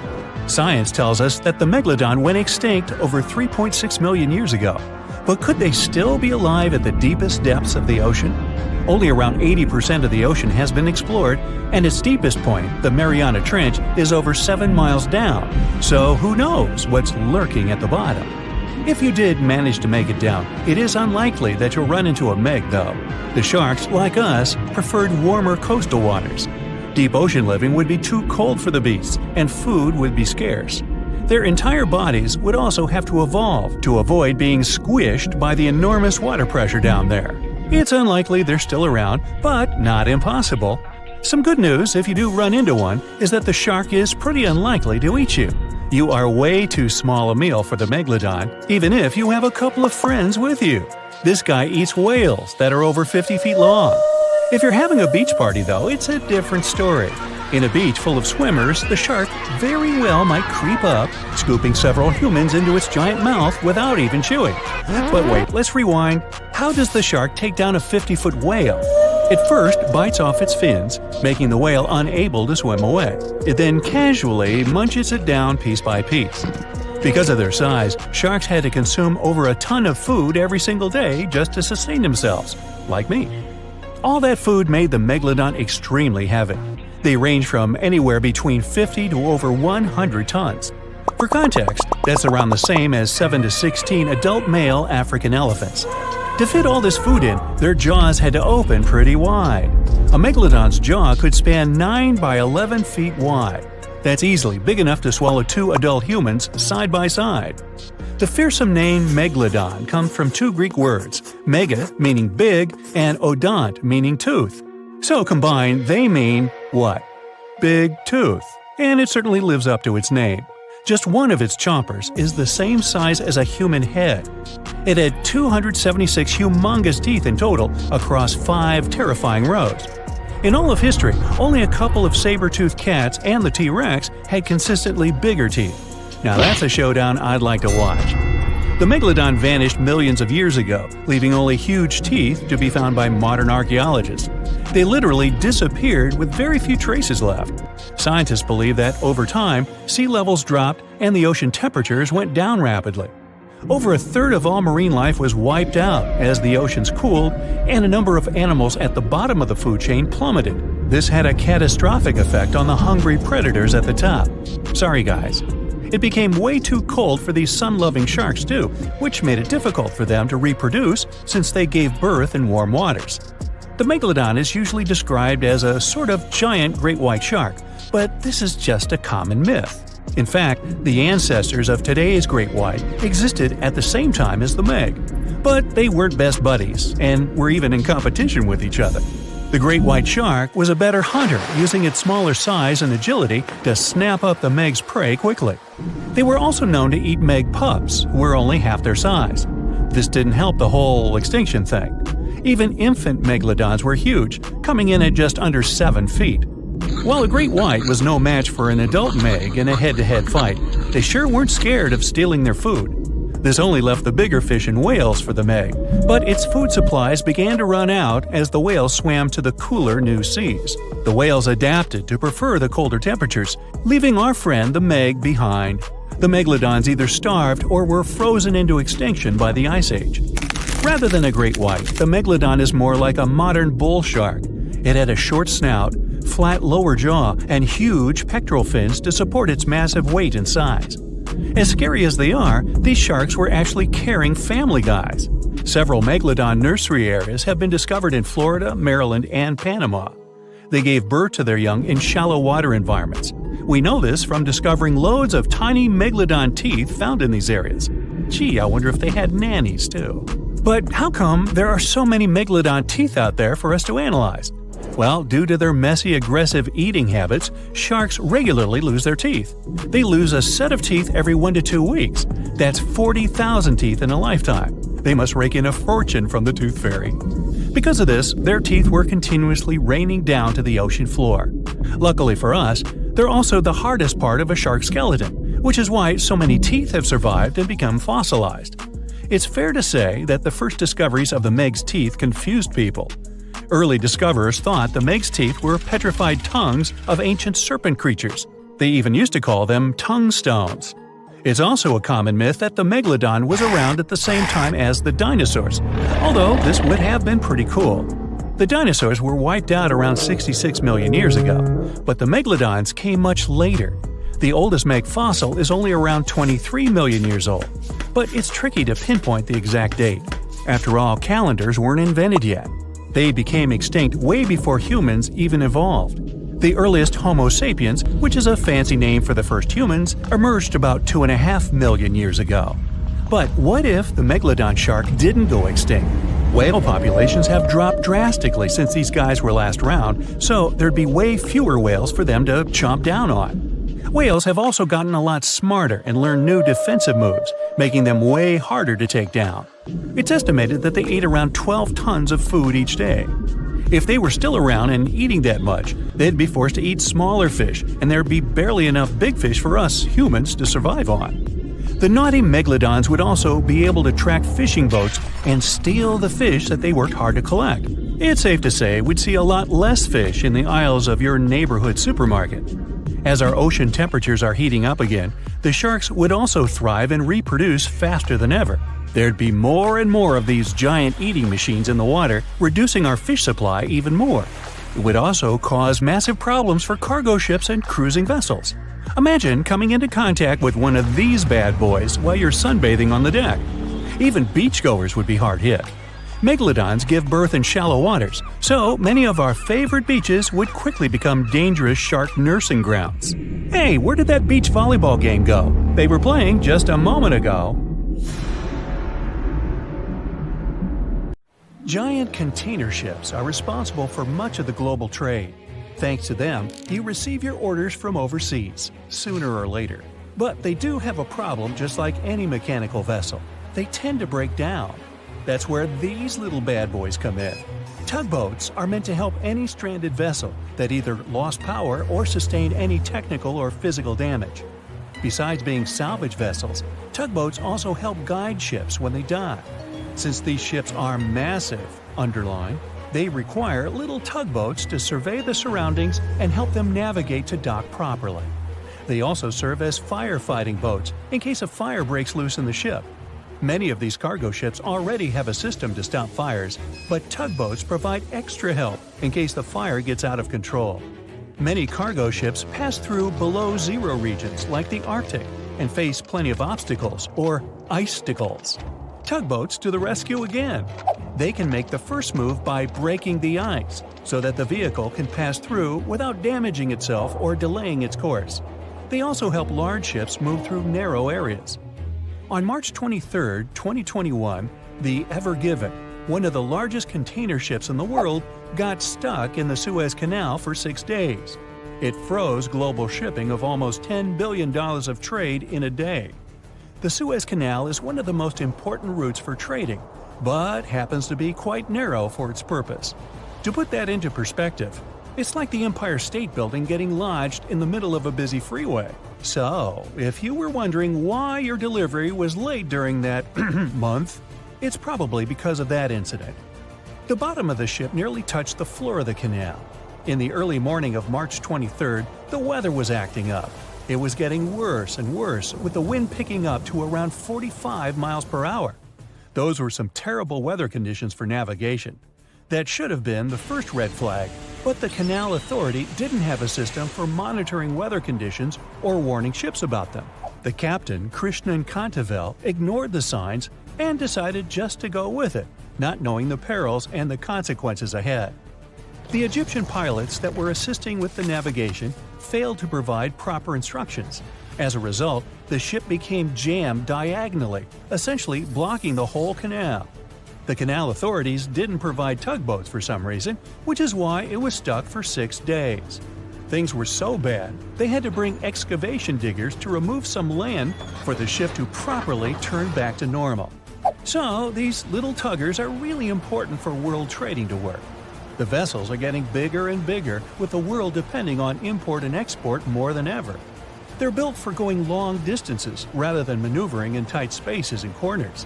The tugboats are surrounded by a material that won't scratch or damage the vessel, kind of like bumper cars at the carnival. They can either push or pull. But one thing's for sure, more than one is needed to help a ship get back on its aquatic feet. Ships don't have a lot of water passing over the rudder for them to turn quickly, and they risk damaging the engine if they push it too hard. They can either tow it directly or indirectly. The tug is pulling the vessel either in front of it or from side to side. They can also push it from one side to another. These tiny boats are like ants compared to giant ships. Their success secret is that they're floating on the water, which means there's no solid foundation for them to struggle. As a result, pushing and pulling is easy. Many newer tugboats have 2 large diesel-powered engines. There are also some electric models which are good for the environment and still do their job well. Shipping boats in general are better for the environment than trucks and planes, but are slower. Shipping vessels mainly carry food, clothing, electronics, furniture, and my stuff. The biggest ship can carry the Eiffel Tower on its back like it's no big deal, although getting it over to the ship would be. They're 1,000 times more powerful than a regular car. If all the containers in the world were arranged in a pile, it would cover half the planet. If you ever walked on a beach in the 90s and saw what appeared to be a rubber ducky, you weren't dreaming. In 1992, a shipping crate holding 28,000 rubber ducks was lost at sea while journeying from Hong Kong to the U.S. They say it fell off the ship and has been around the world's oceans for more than 20 years. What seemed like a horrible accident that would leave dire consequences for the world's marine ecosystem proved to also be helpful for us to learn and understand the world of plastic pollution and how the ocean currents work. These ducks seem to have had quite the journey when they broke free from their container life.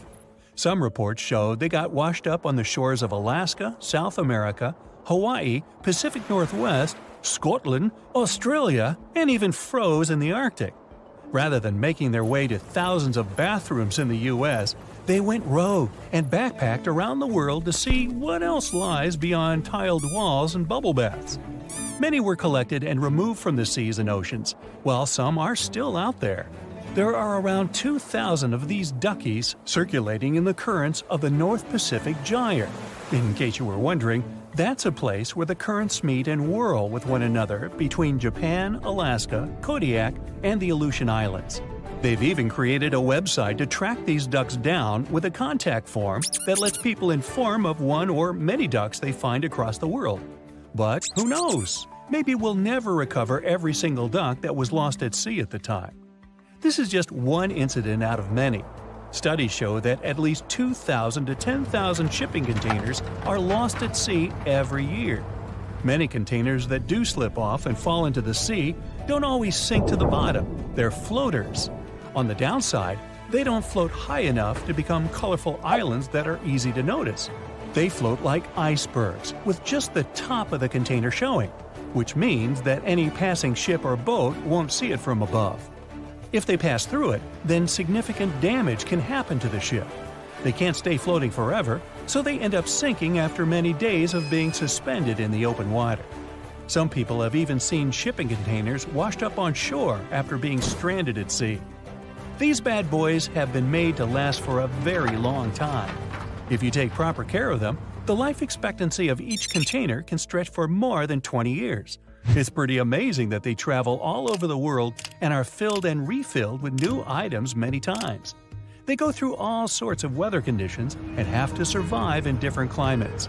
Many modern houses are made out of retired shipping containers designed with a nice aesthetic touch. Shipping container houses provide the exact same living conditions, except they look cool. Besides looking cool, they're economically friendly compared to regular houses. You can save plenty of money with the structure pretty much halfway done. All that's needed is just a little foundation and a few adjustments here and there, and boom, you've got yourself a house. You're also doing the world a favor by contributing to the environment. Those homes are recycled containers that have just been refurbished and polished for anyone to live in. They're good enough to live in freezing conditions and scorching weather. The industry is booming, so you can have your new home delivered to you within 10 weeks.